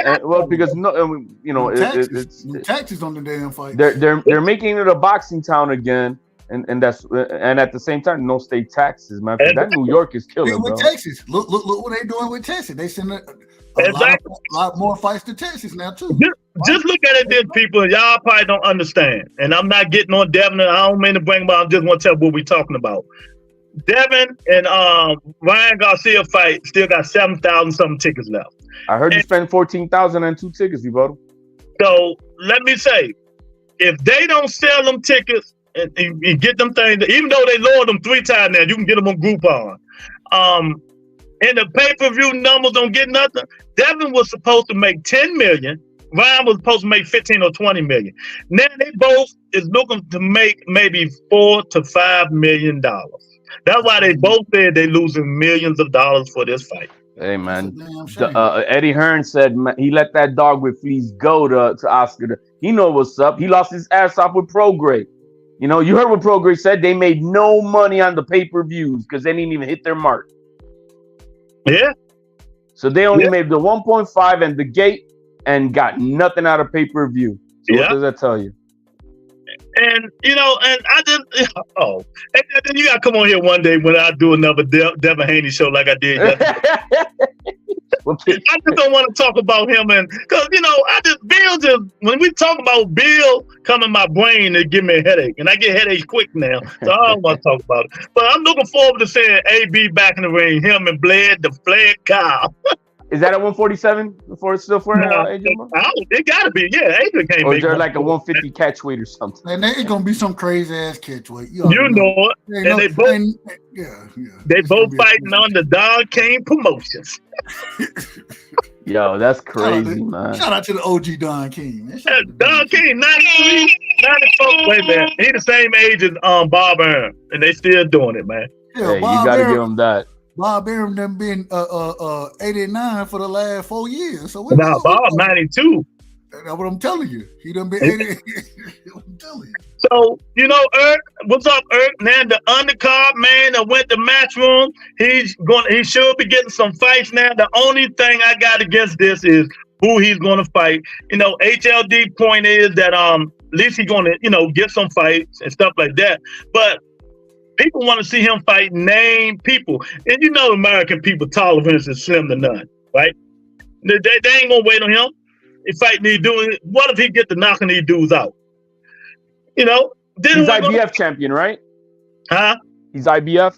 Yeah, IBF champion. And they come with that weight clause too. That's why I think exactly. Move up. I don't make too many people make a big deal out of the weight clause because the weight clause is only 10 pounds till the next morning. Exactly. And then after that you could gain as much as you wanted, which is 12 to 16 hours later. So what I say about this weight clause and HLD and Dub, I want your opinion on this. I think I heard doing Dub, but if Sabril Matias, you guys, everybody in here, can make that fucking weight and deal with the weight clause for all the time he been champion, why the fuck are everybody else crying? He doing, and he don't cry at all. Oh man, because Klitschensen knows what's up, bro. He better not go that way. Question: what did you think about Richard Hitching and Comey fight? Yo, man, Klitschensen was going for Devin Haney's record of 58 holds versus Kambosos. You know, I mean, that's how it was, bro. That kid should be humble, bro. Narrative pushing. He is not a narrative. Haney had 58 holds versus Kambosos, and Mr. Klitschensen was going for that record. Records are made to be broken, and I heard he did 66, so he may have broken it. Nah, stupid. At the end of the day, the first thing I gotta say is for Africa to come out and say that ain't nobody fought nobody like Gustavo Limon, respectfully. I say that respectfully to him. For him to say something like that, it was disgraceful. Well, I think he's talking about the pressure fighter, Doug. I understand when you're talking about styles. I got all of that. My thing is when you put in yourself, and I'm just going off of, and this is the thing that same thing with Shakur, right? When you talk a certain way, right? I'm looking for you to perform a certain way in the ring. And when you go and it be something totally different, and I scored a 7-5 for Limon, respectfully. I scored it for Limon, right? At the same time, you got a gift decision. Okay, don't come out here and first off, you was gonna dominate the man, and then all of a sudden it was, oh no, he one of the toughest fighters in the division. He this and that, and ain't nobody fought him. Stop comparing yourself to all these other guys. Start putting the work in and make yourself a champion. That's what you need to do now. You need to stop. And I understand because he was under Floyd Mayweather, and I think he was one of them guys who kind of got shafted.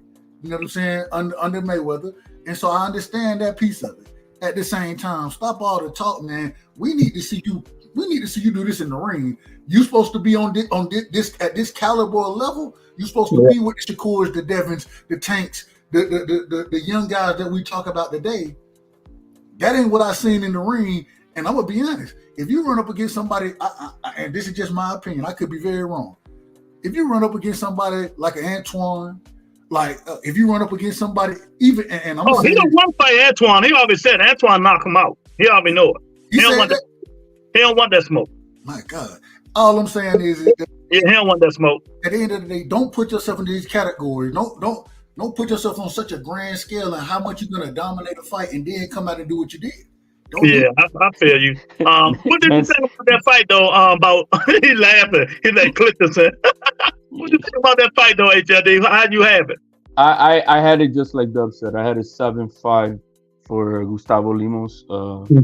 And they robbed that man. As simple as that. I don't know. Maybe I need to watch it again. I had it for Clitcherson. A 7-5 fight though in a robbery. It was clean rounds there. It was some. This is all you gotta do to know it was a robbery, man. We all know that Clitcherson lost round 1 and 2. And we all know that he lost round 12. And all 3 judges gave Clitcherson those rounds. That right there says it all. He got cracked in the first round. He lost the second, still recovery. Eddie already had the Oh yeah, you know that, bro. The he was already up 2 rounds before he started. Eddie like Comey. He like that dude. He likes who? The dude Hitchison fought. Yeah, but Hitchison is the invested fighter, man. He's the invested fighter. But I forgot what superstar I've listened to 3 days. Let me tell y'all something. And y'all know this. People listen to my channel all the time. And I told you, Shakur Stevenson, Bridget, it was polymonology. Somebody said this, and Devin Haney. They all fight the same way. They have actually somewhat of the same style. They don't. None of them had killer instinct. None of them. No, and are afraid of getting hit, bro. Let me finish. Shakur have a little bit more killer instinct than the rest of them. I agree. But that's what gets me about these dudes. I think these dudes are good fighters. But you got to get some kind of killer instinct. Not saying you got to knock people out, but try. How about try to? You can't tell me Devin Haney couldn't have knocked Reed Prograde out. You can't tell me Shakur said he was injured, like HLD said, Wisconsin said he was injured. These people need injuries, man. It just gets on my nerves, man. I want to see these dudes fight, man. Anthony said, I believe AB and Carl will be a better fight than you all think. Carl will let his hand go. Yeah, it's gonna be a good fight. I'm telling you. No, they're gonna be. One guy is over the hill, and the other guy is it is what it is, and yeah, it's gonna be competitive for them. You know what I mean? For each other. But you know what? I'm looking at the IBF rankings, and Santillán is gonna fight Brian Norman Jr. Santillán is ranked number 4 at the IBF, so I could see that after he knocks out Brian Norman Jr., I could see Santillán fighting Boots. Guess who's also ranked at on the IBF at 147? He hasn't fought there yet. Oh, that's Josh Taylor. Oh God! Oh my God!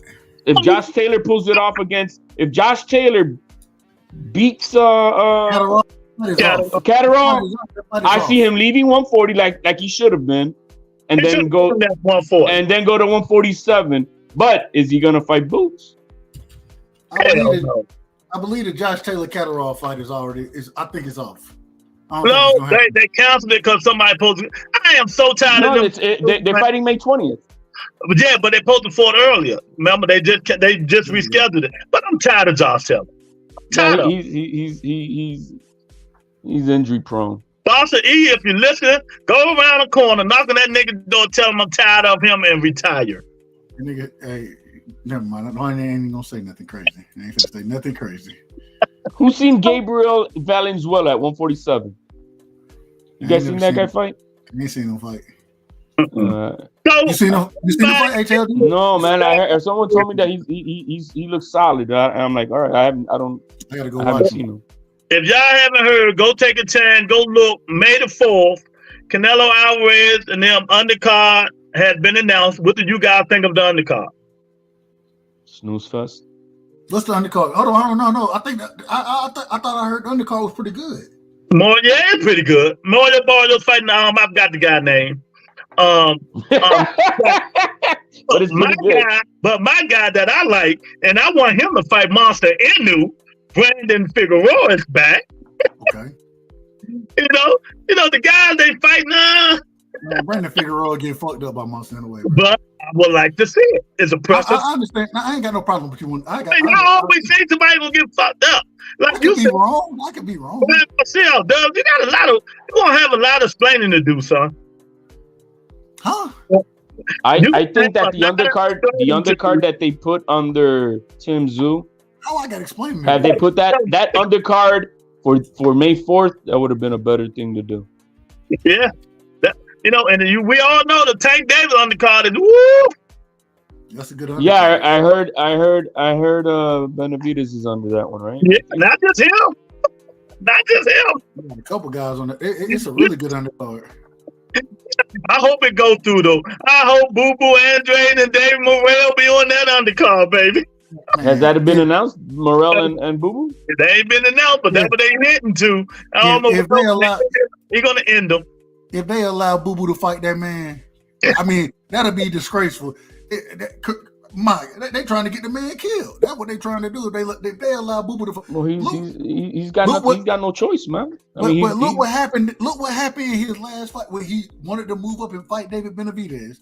He got knocked the fuck out. Well, yeah, but Boo Boo did pretty good the first few rounds. He did good. But David Morrell, and he was game. He didn't go in there and pull a Charlo, man, running around and scared of Canelo and shit. He came to fight.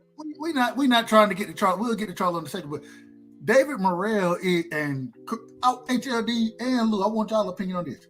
And I know y'all gonna tell me he ain't got enough fights. I like David Morrell. I think David Morrell is better than David Benavidez right now. I think he's better. I think he'll beat him right now. That's just my opinion. I think it'll be a good fight, but I don't think he's ready yet. I'm not gonna say he's not ready. I'm just saying that I'm not ready to say he's favorite over Benavidez because Benavidez is more experienced. Hey, who the bigger puncher? What do you mean? One knockout punches or overall? The bigger puncher. We can't see that. We can't say who's the bigger puncher because Morrell only fought B and C level opponents. Okay. Now, when you're fighting A-level opponents, some of them dudes can take them punches. But we got to see, right? And that's why, I think David Morrell stopped, and I say this respectfully to Boo Boo. I say this respectfully. Boo Boo getting stopped by the 5th round. Oh, no. I would agree with that. I'm going to agree with that. But what choice does Boo Boo have, bro? He's 35, 36 years old. Look. Boo Boo 37 years old. Oh, look at that, bro. Is he 37? Oh, man. Him and Tyler the same age. My God, bro. He's just trying to get paid. His career, bro. He squandered his career. He's trying. Hey, man, nobody told him to sign with Jay-Z and all that dumb shit. Look, pull out of fights and all type of weird. Y'all better be quiet. Y'all see teaching here. You know, Boo Boo is his favorite fighter. No. T said Boo Boo. He beat T. Hold on. Oh, T. Don't go out. You know what's unfortunate? It's right. He did squander his career bit, and because of it, we were not able to see some better fights from him at 160 as we should have. He said Boo Boo wins. No, man. No. Morrell ain't Benavidez. Boo Boo got a chance. Shit. Crazy. Don't bet your house, sweetie. Don't bet your house on that one, Chad. I'm just saying this. I say this. If you believe that, then you don't know shit about boxing. I'm just telling you the truth. If anybody think that Boo Boo beats David Morrell, and you know what? Maybe I'm the one who don't know shit about boxing. Maybe that's what it is. I don't know a damn thing. And so maybe whatever I'm seeing is out of control, but I don't see a path for victory for Boo Boo. HLD, did you consent Louis Nuri fighting Monster Inu? Do I consent? Yeah. What you mean by that? If I consent? Yeah, what you mean by that? Do you authorize that fight? Why not? Neri is a bad. No, Neri is a drug cheat. He's 50,000 years old, man. Get out. They banned him from Japan. They had to reinstate him. Man, Monster Inu could have fought somebody else, man. No, I'm good with it, man. I'm good with it. Well, they lucky Bam is on smaller. I love to see that shit. Hey, Teach, what's Boo Boo's best win? Quigley. Exactly. Hey, he broke his jaw, man. Give him respect. He broke his jaw. What? Once again, Teach, what's Boo Boo's best win? I got a question for everybody in here and the people in the chat. What fight right now is you looking forward to? And not just Ryan and Devin. You keep forgetting Loma and Killer Cam about to fight. Tank and Frank Martin about to fight. Monster Inu and Nuri about to fight. Canelo and McGill about to fight. Who I'm missing, HLD? It's some other fights coming up. You know, there's some good fights coming up, man. Dave Benavidez coming up.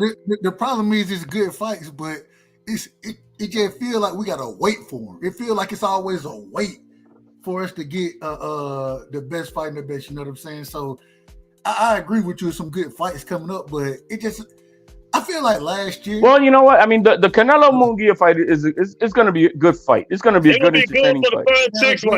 Yeah, it's going to be a good fight. You know what I mean? You're going to see all out war, whatever, and I'm good with it. I'm really good with that fight. Well, y'all know me, Jaime Munguia make it. Jaime Munguia and Edgar Berlanga are two of the most overrated fighters in boxing mankind history. Say it again, HLD. What round? I think I give them 8 rounds. You give them 8? Yeah, up to 8 rounds max. Okay, up to. Right. I give him up to 8 rounds. I think. Yeah. But then again, you know, Canelo went 12 with Ryder. You know, so we gotta, you know. Nah, that don't mean nothing. Ryder's not a pressure fighter like Jaime McGill going to be throwing them wild ass hooks, and Canelo just going to counter him, put him out of his misery. He just lost to Sergey Devenchenko, and they gave him the fucking fight. I'm still mad at that shit. And I just heard they trying to put Sergey Devenchenko on the Ryan Garcia. They trying to replace him with somebody. Ryan Garcia and Devin undercard. A good fight would have been Boo Boo and Laura. No, that wouldn't have been a good fight. Laura, 90,000 years old, still beating people up. Look, Laura. He's on that Barroso juice, man. Laura got that. Look, Laura got the Cuban. He got the Cuban passport or birth certificate. The man that been 39 for the last 16 years. The man is clearly David Ortiz, 47 years old, still fighting. I don't know what you want from me. I don't know. Hey man, he knocked the dude out. and still being folks at. Now I give him credit for that.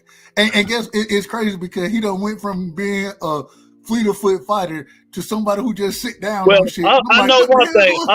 I'm tired of seeing Lord fighting these bums. He need to get in there and fight them dudes at 160 for them belts. What the belts? most?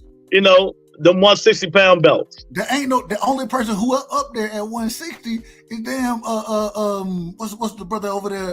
It's Jamal Charlo. Been holding on to a belt for 5 years, not fighting.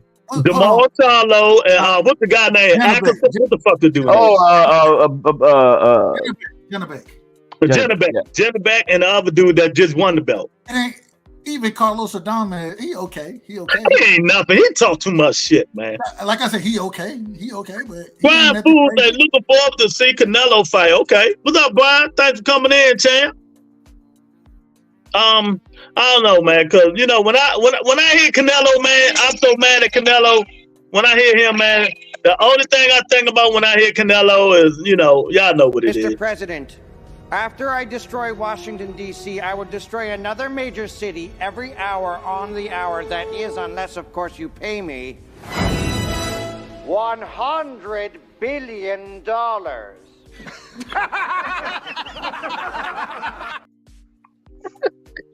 Oh, man. Canelo disappointed me, man.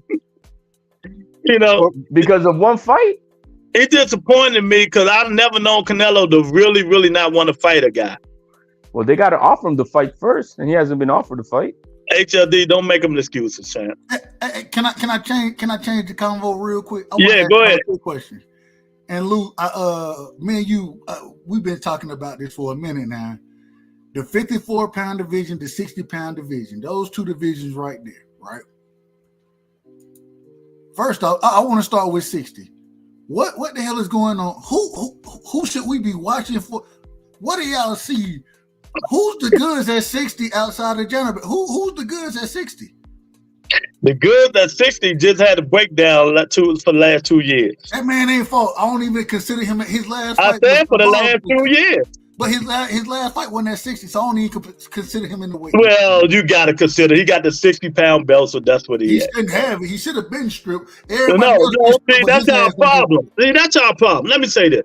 You strip people from belts who hurt any opponent going to be out for a minute, you can make them champion recess. But when you really have mental issues and really bad mental issue, you got to give people a break, man. I know y'all want to kill these guys. That's what they got champion recess for. Yes, exactly. But the WBC is lenient because the IBF, they've been took that shit. Well, not really. Complexion for the protection with the IBF. Because Triple G ain't gained that joint in 2 years, then they finally made him fight somebody. And then he dropped all the belts. So, but when we was critical of Canelo, right? When we critical of Triple G, why wouldn't I be critical of Maul? It's a difference. Mel couldn't fight because he had Triple G could have fought. Man, get this shit. No, am I lying? I don't care if you could have, didn't. So you don't care about people's mental issues and breakdowns and stuff like that? I'm okay with it. Go handle your business, be champion in recess, and let the division fly. That's all. Yeah, well, who do you guys blame? That is. All right, well, don't mention Jamal then. Well, that's WBC in bed without Heyman. Right. That's my new. Look, Jamal. You just gonna defend it for no reason. Jamal moves up in the rankings now to keep Thurman out. Jamal moves up in my rankings. So look, my best fighters now: Jamal Charlo, Bam Rodriguez, Tank Davis. The top three. Keith Thurman is. I'm done with my guy. I'm done with him. Is Keith gonna get a fight this year? End of the year, maybe. I don't know, man. I'm done with Keith. All I'm saying is, at 60 right now, man, outside of Janabek, Charlo seems like he's moving up. You still got Lara there. You got Carlos Adames. Who else do you have? Ammo Williams? Janabek, the champion. I think Danny Garcia. Ain't nobody fighting him, man. Danny need to give it up. Ain't nobody giving him no payday.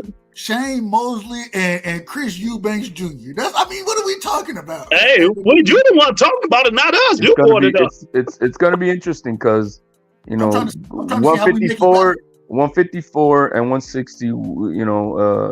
PBC's got those pretty much tied up. Exactly. And that's why I'm telling you about Booth Ennis. Now, Booth Ennis with Matchroom and PBC got 85% of the fighters at 54.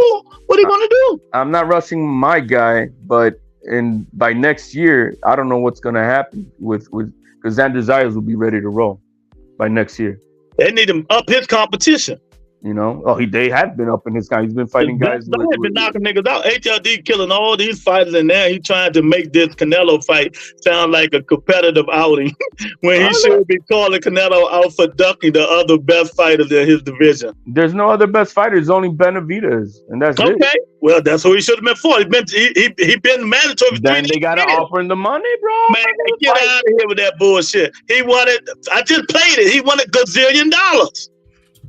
He said it out his mouth, not HLD mouth. Hey, how much you think he made? How much did you think Canelo made versus Plant? What did Canelo Alvarez say out of his mouth? I'm gonna tell you, if he made $55 million guaranteed versus Plant, plus the pay-per-view shares, which was about another $88 million that they made off of that, because the 800,000 that they sold. So that means he got, I think it's a 60-40 split. Plus the gate, he made probably over $100 million. I don't know. I'm not gonna guess how much he made. He ain't mentioned how much he made. Now you're making up shit. That ain't making up shit. He made $55 million guaranteed. All that stuff. I know he get a portion of that stuff, but I don't know exactly how much it was. But I know the gate was over $20 million. $30 million. So just because he's fighting David Benavidez, he won $200 million. Well, you know, you shoot for the stars and hopefully you get the moon. You know what I mean? The guy told him, kiss my ass. No, get the fuck out of here. That fight is happening in September, in my opinion. Yeah, okay. Big Dog is in the house. He gonna fight Edgar Berlanga bumhead. That's what he's gonna fight. But yeah, as far as the 154 and 160, like I mean, it's I don't know what's gonna happen. I don't see why Xander Zayas is going to stay then at 154. But if he goes to 160, what can he get over there? You know what I mean? With Janabek maybe, because Top Rank could work with Eddie Hearn. You know, so he said Calvinello is a motherfucking duck.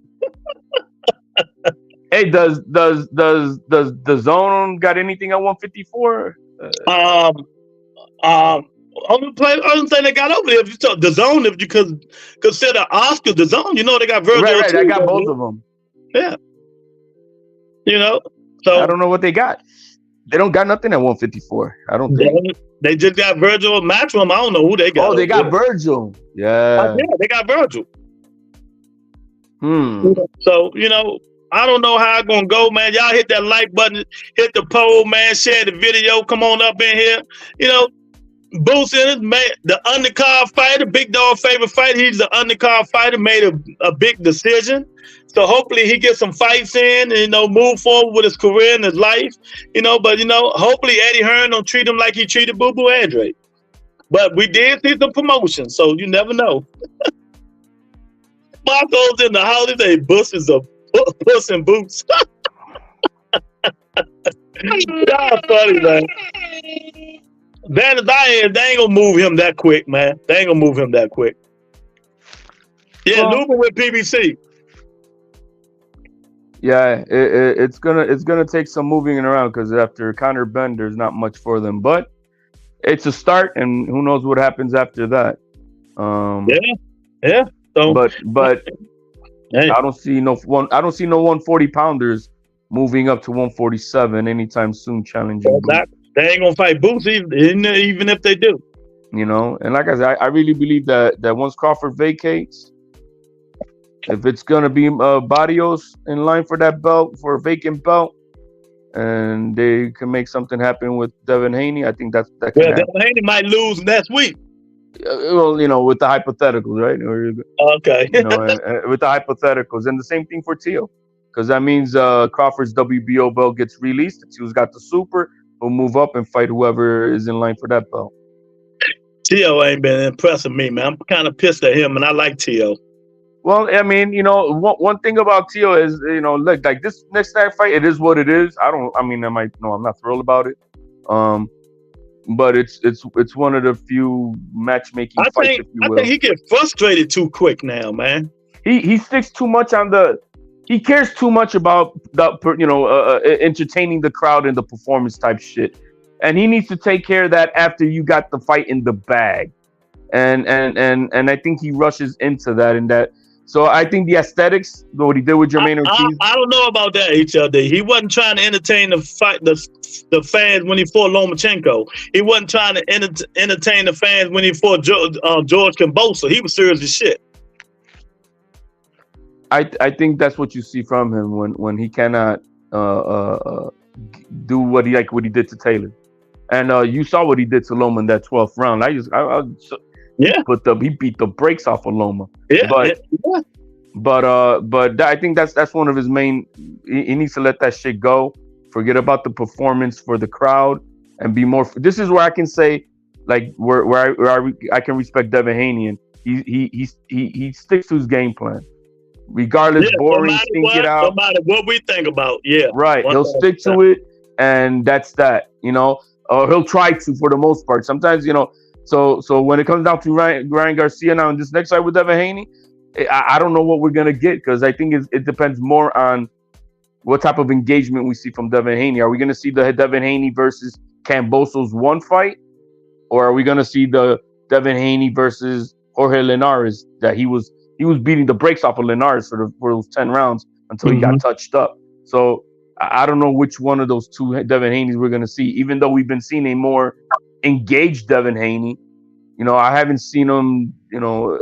He wasn't off, running from Loma totally and at all, and he definitely didn't run away from Regis Prograis. So, like Regis said, and he agreed, and I've been saying this for the half past. This is going to be the first fight that, even though I don't want to talk about this guy, this is going to be the first time he fights somebody his own size. He ain't got the arm reach, because Devin is 71 and Ryan is 70. So, the height, the power, he ain't got none of that stuff over Ryan. He just got that ring IQ, ring generalship. Right. So it is the first time that Devin Haney's facing and a guy that's in his prime, if you will. Yeah, exactly. 1,000%. He's in his prime. So it just, because of what Ryan's been doing, is so damn hard to really say, yo, man, are you coming in this shit for real? Are you serious about this or not? And so it's hard to say for me that Ryan's gonna win. I just say that I know Ryan, he has the tools, but is he gonna be able to put it together for that fight? I know what Devin Haney can put out, and because of that, if I had money to put down just on who's gonna win on the cards, I'm going to say Devin Haney.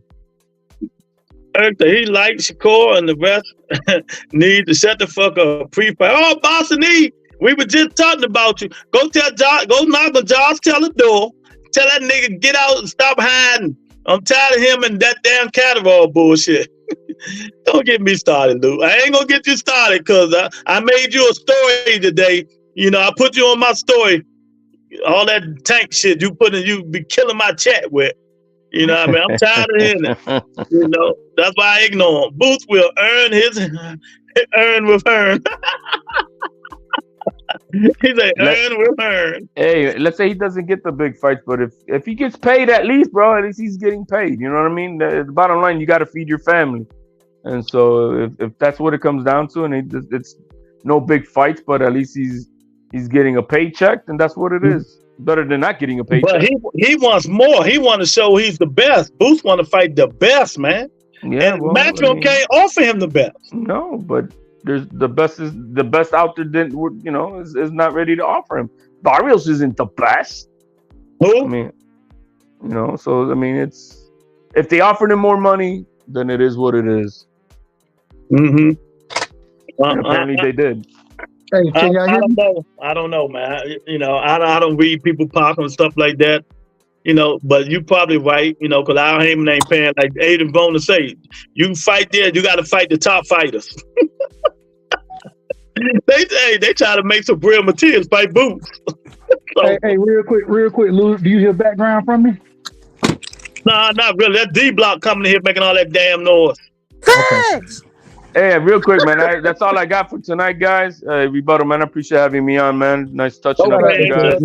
Everybody on the panel, right side, D Block. Yo, man. Peace out. Appreciate you, brother. Love. Appreciate you, man. Nothing but blessings and love, man. Much love, HLD. You know what it is. Boost is the email champion. But I'm looking forward to these fights, man. And I don't know, Dub. I don't know, man. I just don't know. But time will tell. From what boxing gave us last year to what they giving us at this current time, it's taking a substantial drop off. That's all I'm saying. It's taking a drop off. And when you start giving us what we're asking for, when you're giving us good fights, we want that to continue. You know what I'm saying? And that's the only problem with how boxing has what's happened so far this year in these first 4 months. We just ain't got big fights yet. So,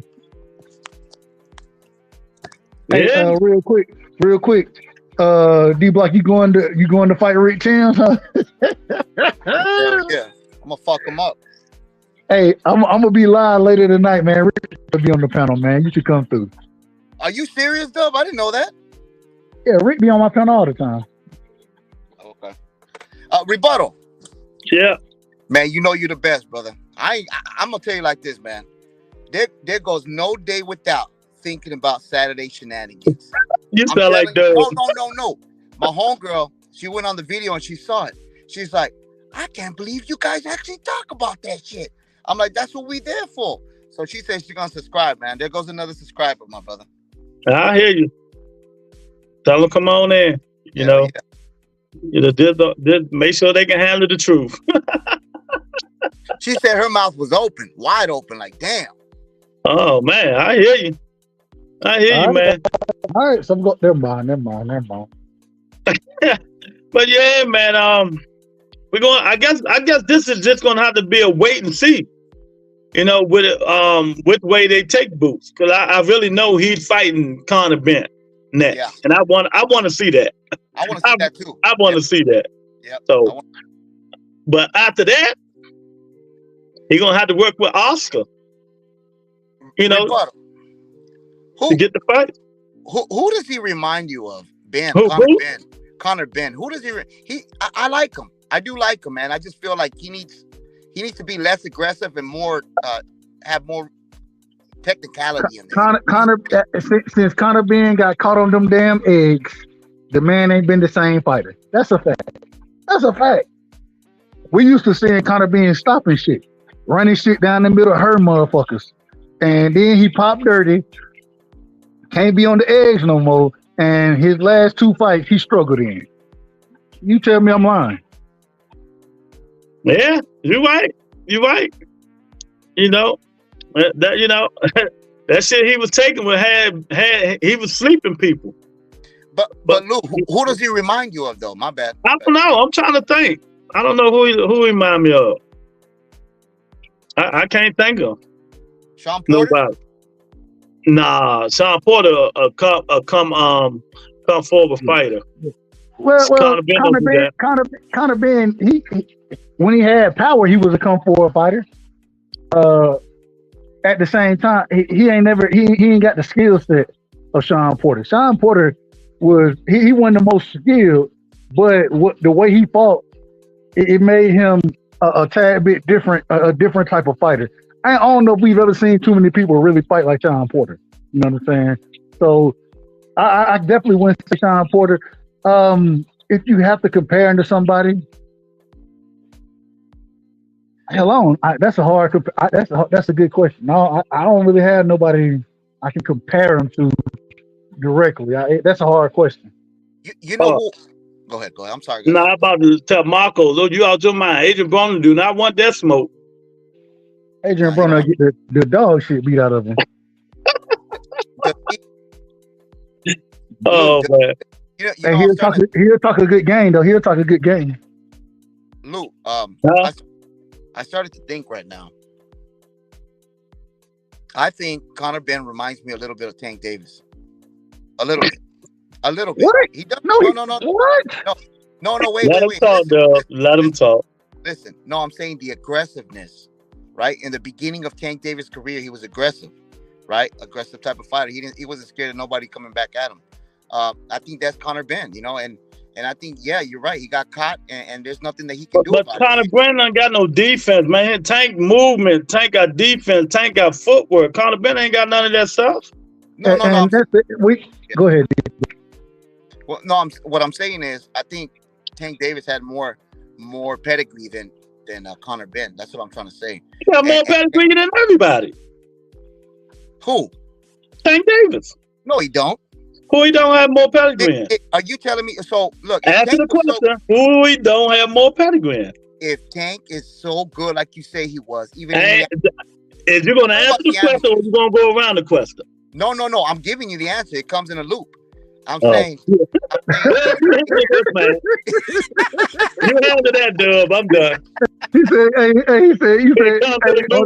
hold on, real quick. Luke, you said, are you going to talk around the question? You said, you going to talk around the question. That nigga said, nah, I ain't going to talk around it, but it come in a circle now. I'm talking around. My answers always come in a circle, my brother. I'm sorry. He's like, facts. That's funny shit. Oh, my God. Hey, D-Block, I just started following you on X too, man. I follow you on X now. I just started my X today, so. Or Twitter. I don't know.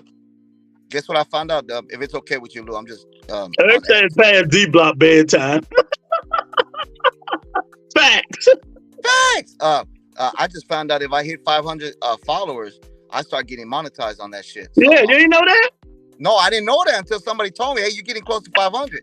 Somebody told me on the messenger, and he's like, man, I want you to hit let me tell you something. I don't be on Twitter that much, but when I'm on there, I do post. I have 460. I post some shit people ain't like. They drop me all the way down to 430. Hold on. They unsubscribe quicker than a motherfucker. Hold on, but you can get monetized by Twitter? Yeah, hell yeah. My God. I don't know. 500 subscribers. And you gotta get this algorithm in the post. A certain amount of posts you gotta put up in there. They give some little change. Yeah. If Conor joined Canelo team, he would be okay. He tried to say Coach Bruno. Oh, but he came out good on that, Lou. You know that, right? Canelo. Who? When they came back and they got it. Don't do this. Don't do this, D-Block. Don't do this, D-Block. Don't do this. Oh no, they were saying a lot of athletes in Mexico were eating. I know about all that stuff, D-Block, but he knows. Tiny meat and all that stuff, whatever, man. He's a multi-millionaire. He could have bought his own fucking meat. Why all the bosses from Mexico ain't tested positive then? Some of them did. Some of them did. Who? That sounds like a damn owl. Julio Cesar Chavez. Fucking dumb. Julio Cesar Chavez. He's like, he's not. Man, I'm telling you, man. We're going to see, man. So the first half of boxing stops in June, right, Doug? That's the first half, June, right? Agreed. The second half starts in July, right? Correct. Do you think we're going to get these good fights in July? I plead the fifth. The second half of the year? I plead the fifth. I hope so. And I will say this. With the way the PPC is moving right now, right? Now that they have their deal with Amazon, with them saying that they're going to have another streaming company, I'm looking for big fights from them. People, they put all the free fights on. Yeah. So I hope we do, and I think a lot of it is going to come down to the PBC, and the reason being is because as far as certain divisions go, especially a lot of these what we like to call the champion divisions. You know what I'm saying? 35, 47, 60. Hell, the PBC they control a lot of that. They don't control 35, of course, but they control a lot of other weight classes. So I think they have the opportunity. The only other problem is it's only a handful of big fighters now. You know what I'm saying? It's only a handful of them. And because of that, if you're not going to give us at 68, if you ain't giving us Canelo and David Benavidez, if you want to tell me Canelo and Jaime Munguia that's a big fight to y'all, then all right, y'all got Ain't no it. big fight to me. Me either. So I don't. I mean, I don't know. What's the David Benavidez against who is the big fight? The dude at 70 that worked with. At 75. Who I don't even know the brother name now. What's the brother name? Gavaska, some shit like There that. we go. There we go. Is that a big? No, that's not a big fight.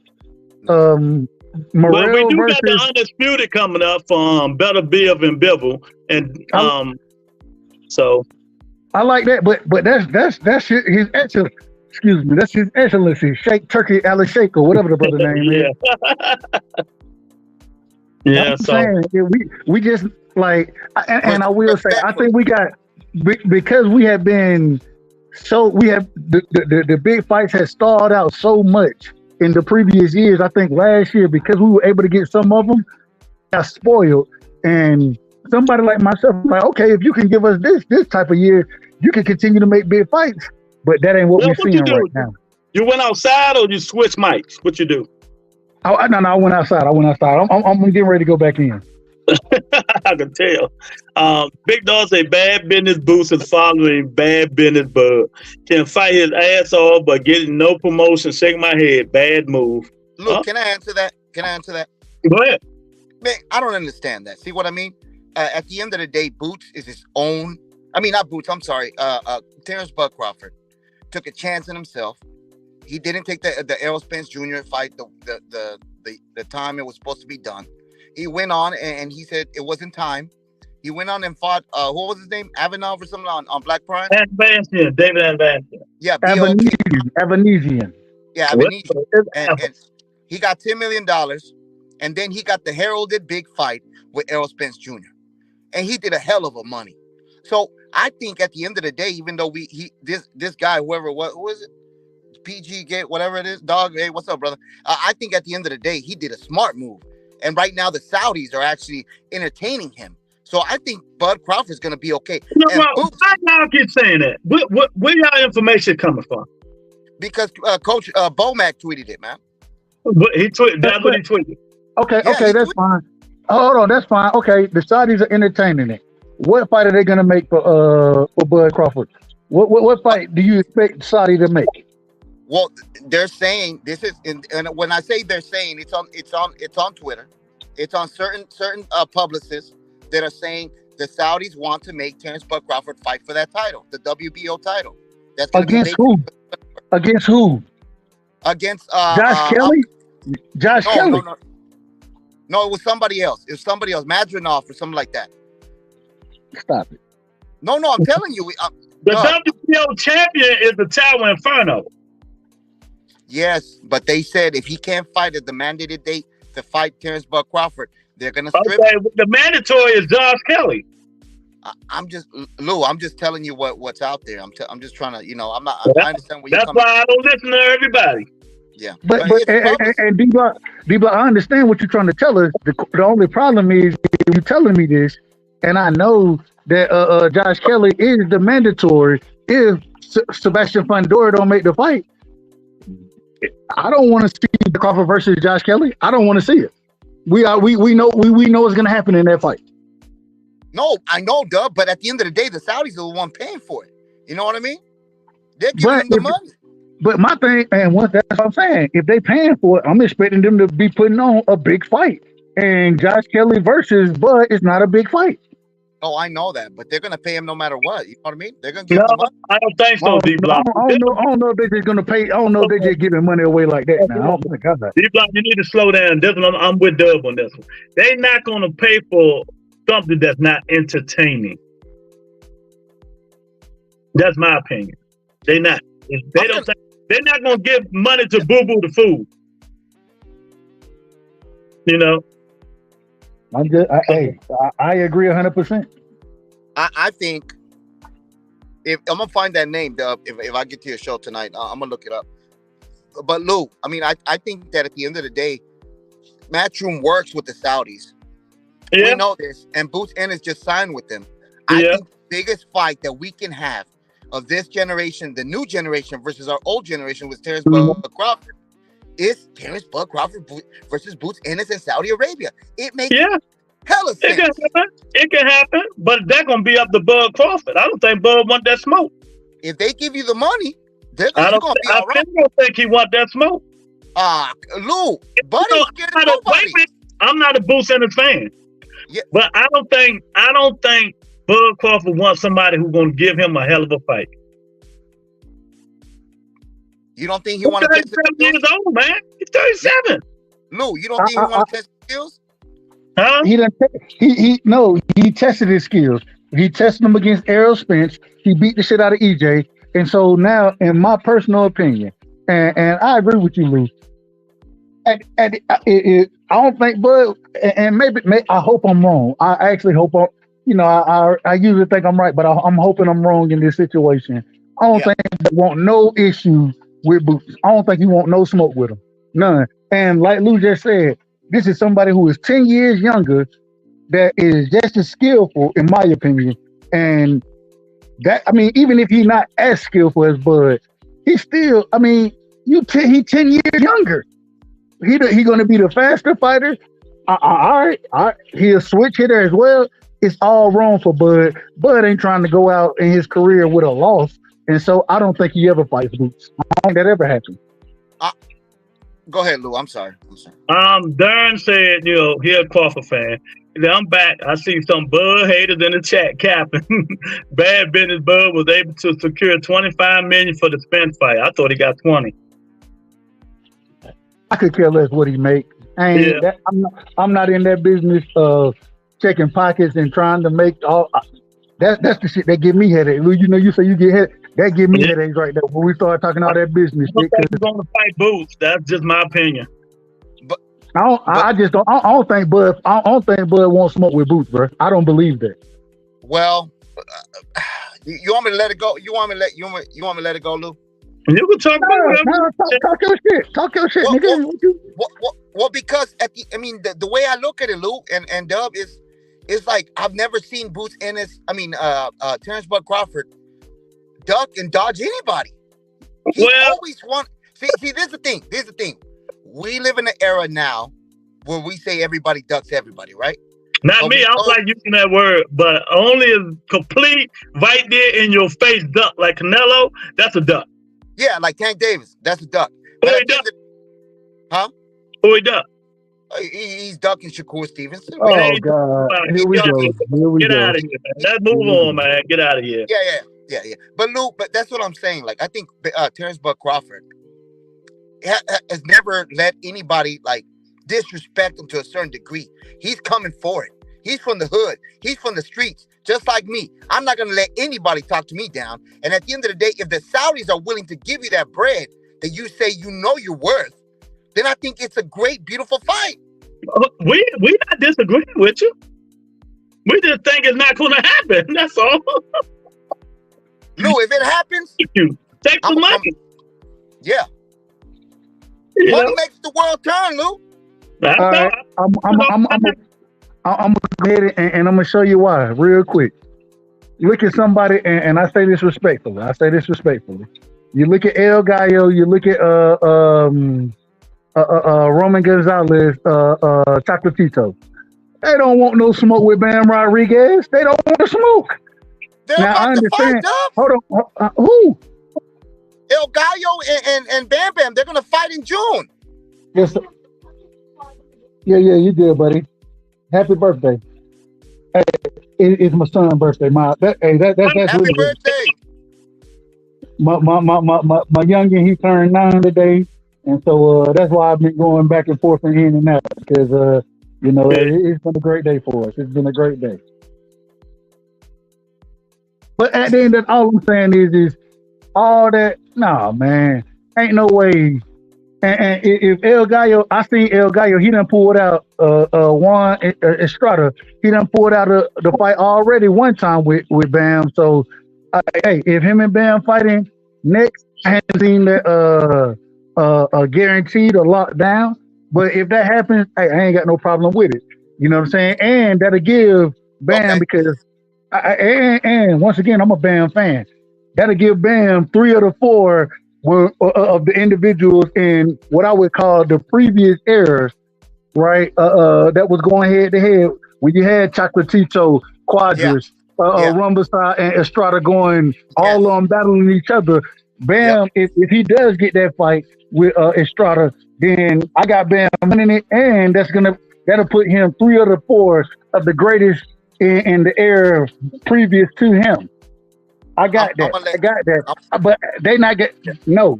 Estrada is not gonna fight that man. I don't believe it. I gotta see it happen. Okay, Lou. Go ahead, Lou. Oh, my bad. Nah, I'm just reading these comments, man. Go ahead. Lou, look at this. You say you know who the biggest ducks are, right? Mm-hmm.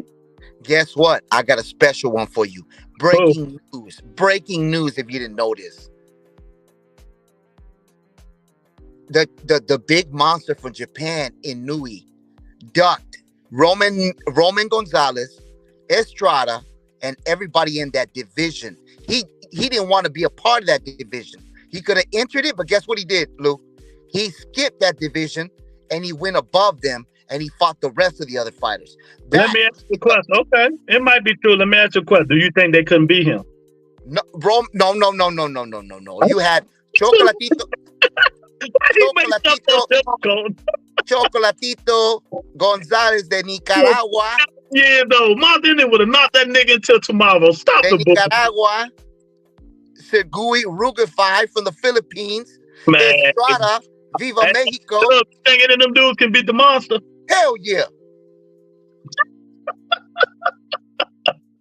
Hell no. Hell no. He got the division, Dub. Listen. If the man moved up, when Inouye moved up, who he went and fought?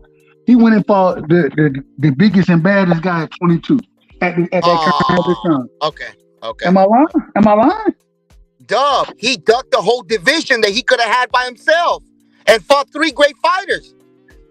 Okay, if you want to tell me he ducked it, all right. What division did he duck, D-Block? He said he ducked 118. He said he ducked 118. 118. I don't know. Hey, D-Block, you know you my brother, but I don't see what you're talking about. Break it down for me. Make it make sense. HBO, when HBO was coming out with Roman Chocolatito Gonzalez. HBO. Wait, hold on. Listen, Dub, if it's okay, respectfully, like you say. Yeah, you got it. HBO was bringing up Roman Chocolatito Gonzalez with Triple G in the same fights like Julio Cesar Chavez and Mike Tyson back in the 80s. They were putting them in the same card, and then they were bringing up the name of Inouye. They said, that is the fight that we want to see, Inouye versus Chocolatito Gonzalez. And then we had a tournament. Estrada went in there for the second fight on the zone. Everybody was thinking, when is the monster going to move up to 118 and fight these top dogs? He never did. He ducked the whole division. That's what I'm trying to say. What weight class Monster Inu became undisputed at D-Block? Was it 120? Well, I'm undisputed now. So which one? It should have been 126, right? And 122.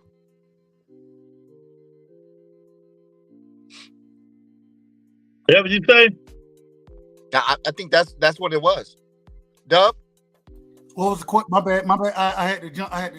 Answer what weight class Monster Inu done been undisputed at? I think Monster was undisputed at, I believe it was 115, and then he became undisputed at say it again? No. It ain't 15. It was 118 and 122. Exactly. So what the hell D-Block talking about? No, it wasn't 118, Dub. He's at 126 now. Dub. Hold on. Let me look it up, Dub. Yeah, you gotta look it up. I can't remember. I'll make sure we're right. We'll make sure. Give me a He say, come on now. You all bug calling out calling out Canelo 3 weight classes up, and you all think he's ducking boots. Well, yes. Well, I ain't gonna say yes, because I still think Bud to get boots all he want. But we all know why he's calling out Canelo. Anybody can call a nigga name out, but everybody know it's for the biggest paycheck of his life so he can retire. He cannot beat Canelo Alvarez. Not on the day. Lou, you can't say that, Lou.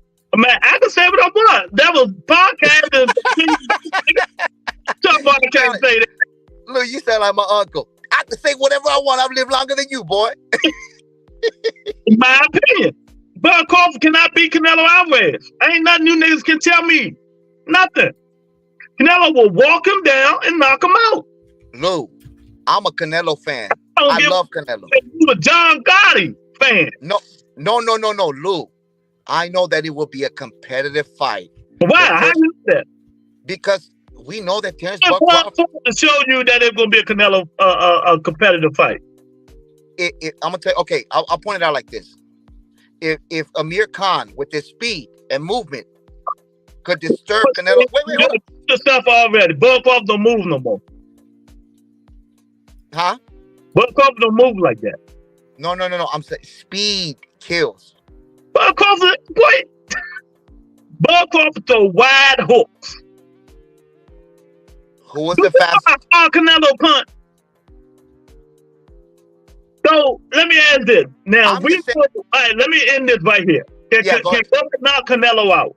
And this will tell me your boxing brain. Do you think Bud can knock Canelo out? No, he can't. No, he can't. So what can he do to beat Canelo? Because you know if Canelo don't feel that punch, what he gonna do? No, Lou, I never said he could beat him. I said it would be a competitive fight. And real quick, in a way, he was undisputed at 118 or is undisputed at 118 and 122. Yeah. I told you. So what the fuck? Like I don't know my boxing. No, Lou. You said you cut the whole weight class. What weight class? Chocolatito fight said, go ahead, D-Block. No, Lou, Dub, if you could look at where Estrada and Rugasai, when they fought, what division was it? And that's the same division that Inouye didn't want to fight for the undisputed.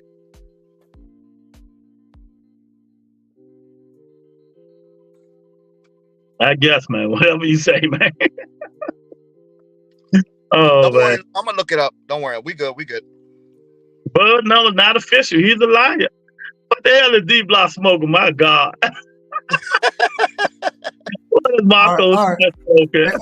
And I wanted to be sure about this. I wanted to be sure. Now, I'm gonna listen to this guy because he knows just as much as I do. Boxing the dude. He said Monster Inu 118 and 122. Exactly like I said. And this is the thing. Rumvasar, Quadras, Estrada, and Roman Gonzalez, they all fought at 115. There you go. That's the division. Estrada is flyweights at 112. That's the division right there that I'm talking about. He was already above 112 though. No. Lou, I'm saying he never went to 115 to fight them. That's what my bad. There you go. Mm-hmm. Hold on, say that again. He never wanted to fight him at one. He ducked the whole 115 division and he moved up, and then he got his undisputed. But he never fought the top dogs at 115. He skipped it. Facts. So what you telling me? What you telling me is that we're gonna criticize this man because you say he skipped 15, but he went and fought bigger fighters against two old fighters. Hold on. But he went and fought bigger fighters, and then he went. After he became undisputed at 18, he went to 22 and fought the best at 22. And then, even though, if you want to tell me that Tapales, if you want to say it was a robbery or something happened in that, okay, that's fine. At the end of the day, the man, he unified two divisions back to back. He did that. So where's the? And then, mind you, real quick. Because you got to understand, when we talk about 115, right? And when we go back to the first Nonito Donaire fight, when he fought Nonito Donaire for the first time, what weight class was that at? It was at 118. It wasn't at 115. You know what I'm saying? And that's where he established himself. Did he fight at 115? Absolutely. I'm not saying he didn't. And if you want to tell me, well, he didn't fight the champions, okay, all right, fine. There you go. The problem is that how can you duck smaller individuals. No, okay, then, okay. Hold on. Let me finish. I'm letting you. Yeah. How can you duck smaller individuals, move up to bigger weight classes? You know what I'm saying, and become undisputed in 2 weight classes above the weight division you talking about? He ducked. How is that ducking? So, Dub, because I know my history real good too. I'm telling you right now. The 115 for HBO was the hottest with Matchroom coming up. They had the 115. I told you, Roman Chocolatito Gonzalez. Estrada beat Roman Chocolatito Gonzalez a long time ago. No, he didn't beat him. I'm sorry. It was a tight fight, and Estrada wanted that revenge. So there was no competition. Roman Chocolatito Gonzalez, even at that peak after Floyd Mayweather retired, was the #1 pound-for-pound fighter at 115 in the whole world. The #1 pound-for-pound fighter at 115. Then he lost to Ruggelside. He beat him, and then they said, let's have a rematch. Ruggelside beat him, and then he was supposed to fight Estrada after Ruggelside. No, that's not true. Ruggelside never beat Monster in ducking. Let me get it clear. Who is he ducking? Hold on, real quick, Lou. I just want to be on record with this. Chocolatito never lost to Ruggelside. You know what I'm saying? Chocolatito was the one dude that Ruggelside could, and the only reason I know this is because I'm a Ruggelside fan. That was my favorite. I thought Ruggelside would beat them all. Matter of fact, when BAM put hands on Ruggelside, even though, like I tell you, I'm a fan of BAM. When that fight was being made, I was like, man, this is a 50-50 fight in my opinion. And I was wrong about that. I was wrong at the same time. The reason I put it is because outside, Chocolatito was the only person who could sit. I want to talk about these little guys all day, man. Telling y'all now. A lot of these people don't even know what these dudes are. And that's the problem with boxing. Most folks don't know shit about boxing. Exactly. So we got to talk about stuff they know. I got you. My bad. Let me get off. My bad, Lou. My bad. But boxing, he did say Ennis breeds. What do you say? The Ennis breeds past all the weight classes while the guys stayed at the lower weight class. He say, as much as I love Chocolatito, the guys never wanted to smoke with Ennis. Ennis won world titles at 112, 115, 118, and 122. We got Canelo versus Munguia, the Bivol versus Buttervia, Fury versus Usyk. We don't need Crawford. Marco did not like Crawford. We need to retire. Boxing had too many fights this year. Chocolatito lost twice in a row against Ruggelside. Yeah, we know that. Yeah. Ruggelside beat Chocolatito on points and knocked him out in the rematch. No, hold on. Wait. That's he not lost. True. Doug, no, he lost. Hold on. Listen. I'm a Ruggelside fan. I love Ruggelside.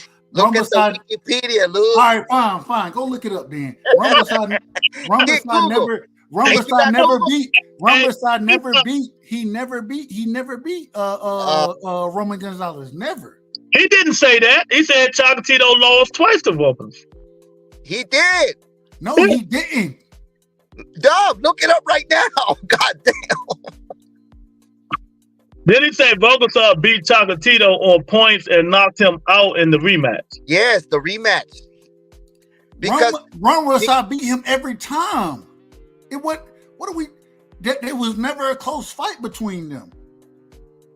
Dub, you just said Ruggles didn't win the first fight.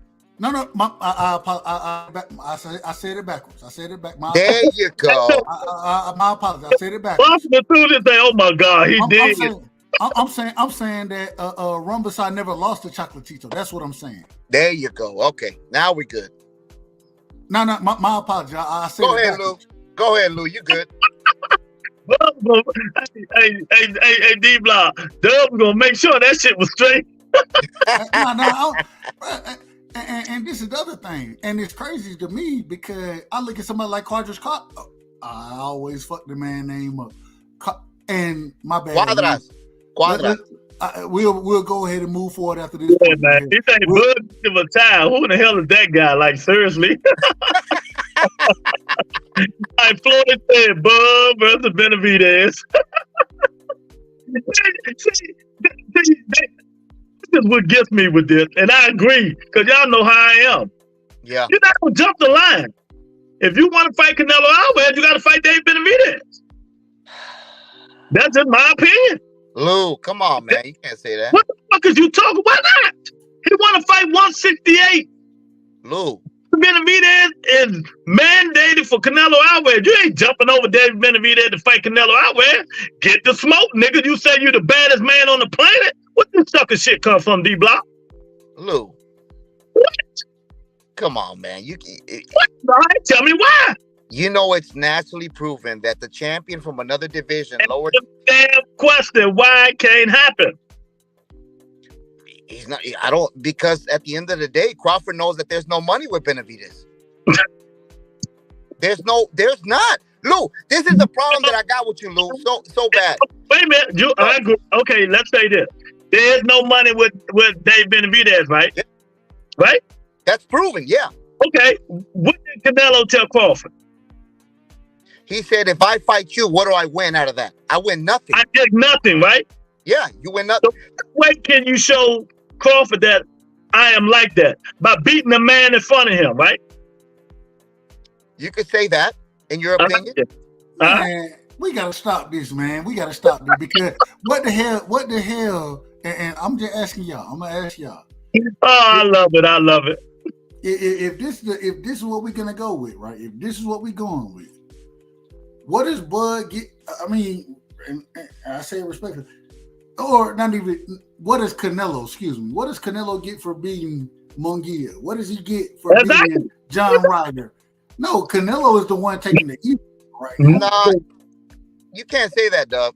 I can say that, and I am saying it. Dub, we know that Ryder was a mandated fighter. We know that, Dub, and it was in Mexico City. And guess who else is a mandated fighter? Guess who else? Dave Benavidez. No. William Skull is a mandated fighter. Dave Benavidez, mandated fighter. So that's what I'm saying. But at that time, when it was turning for whose belt was going to be next, the WBC never said, "Oh no, he can't fight him. We're going to strip him if he doesn't fight David Benavidez." And this is why I say what I say from the beginning, Lou. Yeah. I hate the suits. I don't fuck with the suits. And the reason being is because now, all of a sudden, this is the argument that I have to argue against is, well, the WBC said that, well, we know the WBC. We understand how they operate. I'm going to sit back and wait and see what happened. I know Bruce Ennis to get more fights, man, but he ain't going to get no name brand fights. So we're just going to have to see if Eddie going to treat him good after the Conor BENN fight or treat him like Demetrius Andrade. Who is this Marco Chan guy? Hey, Lou, I apologize, man. I'm getting ready. I'm going to go live in a minute, man. So okay, dude. I'm going to get my shit together, man. And but you know it ain't nothing but love and support over here from my man D-Block, my brother, man. Salute to you. You crazier than a motherfucker, demented as hell. But I love it. I love all of it, and I love your perspective. You know what I'm saying? I disagree with the majority of it, but I love it. I absolutely love it. Dub, what up, bro? Hey, what time are you gonna go live? Probably 11:15, 11:25. Between 11:15 and 11:30 Eastern time. Okay, so like at 11. Okay. So you're gonna be up all night, right? Yeah. You know, I'm gonna be live in the next hour. So Monica, see how they spend the block. I'm gonna do this. I'm gonna make sure my little girl because she likes to use my phone to play games. So I'm gonna make sure to get ready tonight. You know, we're gonna go down. Rebuttal, one of the best shows out here. I'm gonna let you go too, Rebuttal. We gonna get this shit. I'm telling you, Rebuttal. You got the baddest show right now, my brother. Facts! I appreciate it, man. Hey, shout out to, real quick, Rebuttal, man. You know, I got a different type of love for you. And when I say that, you done showed me love in so many different ways. And any chance I get to rock with you, it's a pleasure. And, man, keep doing your thing. You know, you always got my support. And I'll always be over here rocking with you, man. Any chance I get. I appreciate you for allowing me to do it. And man, hell of a show. Saturday, Dub. Saturday. Hey, one of the best shows on you, man. Hey, Lou, hold on, real quick, Lou. Tell him if I'm lying. I said that me and Lou we had a conversation earlier. I said, man, what you got going on Saturday? That shit is special, man. That's See what I mean? That's what the people love right there. That's what I'm talking about, Rebuttal. Yeah, late night shenanigans with Wheels of Steel, Saturday night, 10:30. Y'all go subscribe to Late Night Shenanigans with Wheels of Steel. One of the best shows on YouTube that we about to have. Really. Oh man, David is a damn cruiserweight, Lou. Cut it out. All right, Rebuttal. I'm gonna let you go, my brother. Thanks, brother. All right, I'll pay $200 for Bud versus Benavidez. Make it happen. Y'all stupid. And exactly. Nobody said a damn thing because he all Heyman guy.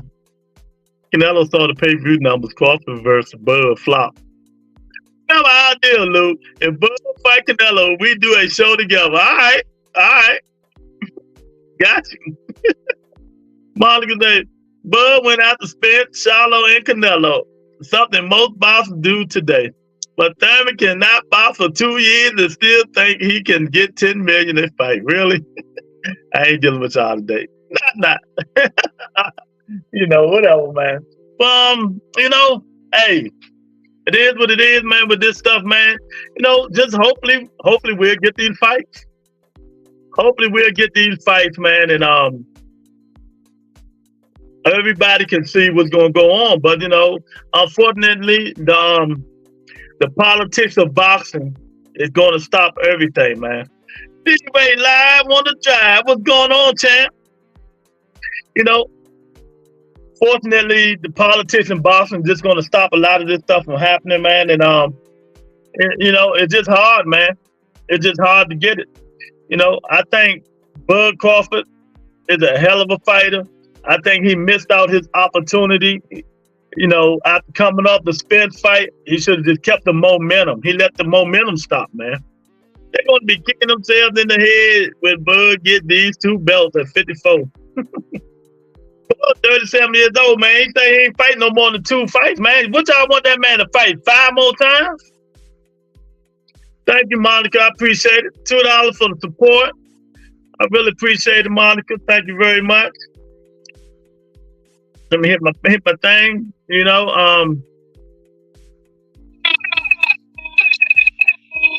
I think the worst thing Bud did was let that momentum go away. He had the momentum when he beat the living shit out of Earl Spence Jr.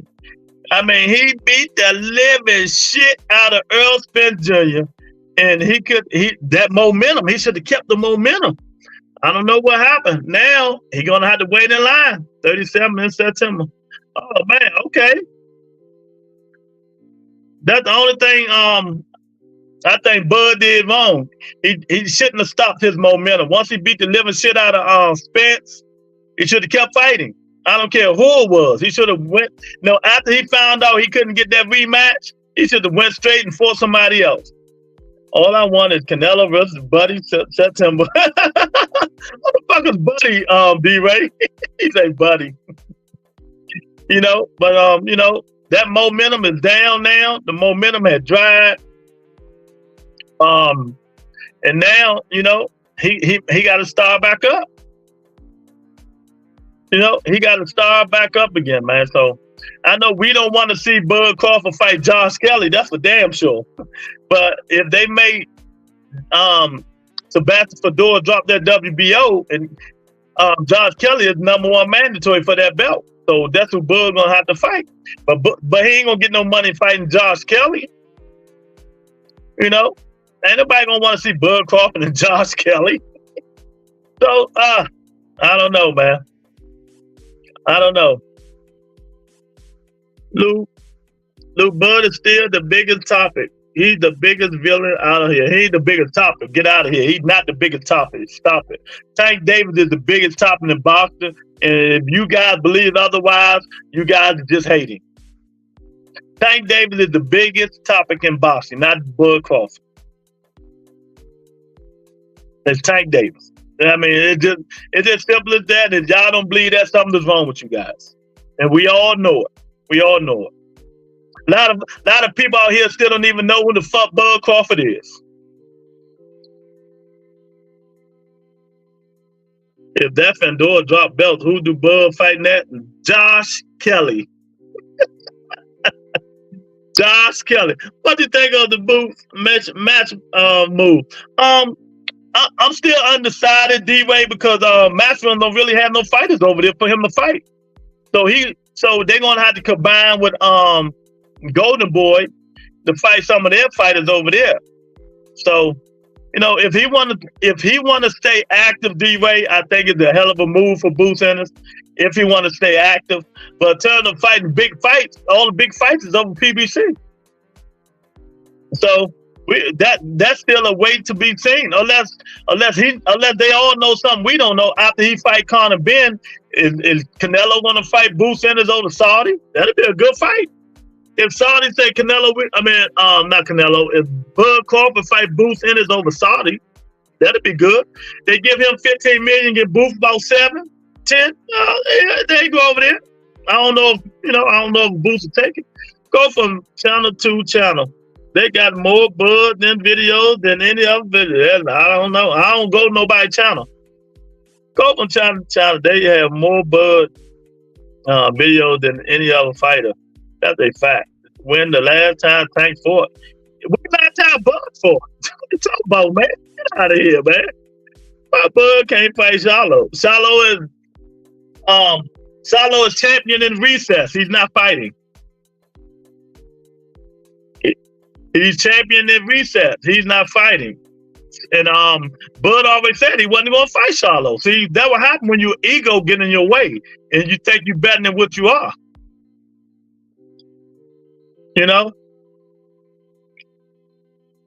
So they're in the same boat, correct? Yeah, but who's the most known fighter? Who's the face of boxing? Bud don't sell shit.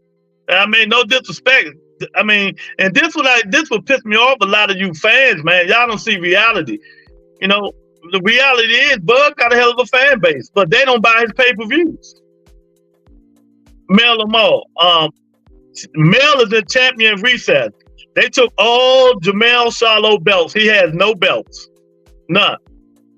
No, Canelo ain't the face no more. Canelo done, man. Canelo done, champ. Get over it, man. Canelo's done. Canelo ain't did 1 million pay-per-view buys in 5 years, man. He's done. And then after that, David Benavidez is done. He really done. His own people don't even want to see him no more. The only reason they're going to watch the Jaime McGill fight because it's Mexican on Mexican. Y'all got to stop this hate, man. I mean, y'all got to stop it, man. Bud Crawford blew his chance when he was let out of that Earl Spence contract. When it was over with, he should have fought somebody. Instead of waiting all this time to keep trying to get big fights. And I'm not down to him. He should have fought somebody. But he's sitting around trying to get paid instead of, staying active. Once Canelo said, I'm not fighting you, I get nothing out of it, Bud Crawford should have found somebody else to fight. Once that contract with PBC expired, he should have found somebody else to fight. He let his own momentum go down. A lot of people saying it, even professional boxers even saying it. But you guys say otherwise because y'all love Bud. Instead of saying truthful shit, his momentum stopped. He has no momentum. He has no fight coming up. No nothing. He's a has-been, if you really want to think about it, until he fight again. He's a has-been until he fight again. And I'm being real. What good Boss Boots would wipe the floor with BENN, and he's magical ace. That's who he's going to fight, Jose. He's going to fight Conor BENN.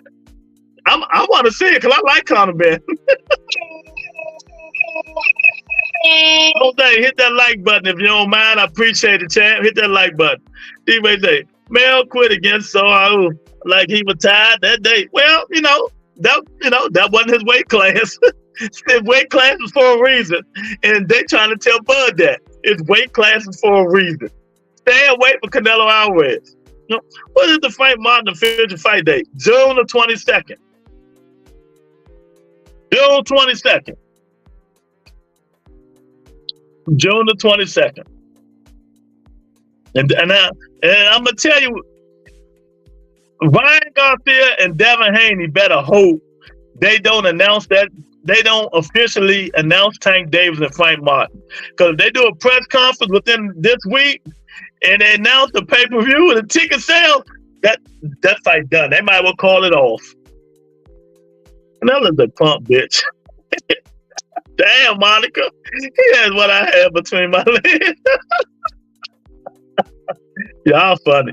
You already know. Yeah, man. I appreciate it, chat. Oh, y'all funny, man. I can't compete with that one. She said he's a punk bitch.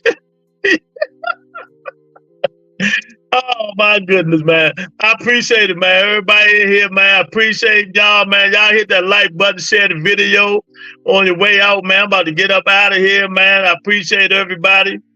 Oh man, I can't wait for these fights, man. Peace and blessing, man. Y'all stay safe out there.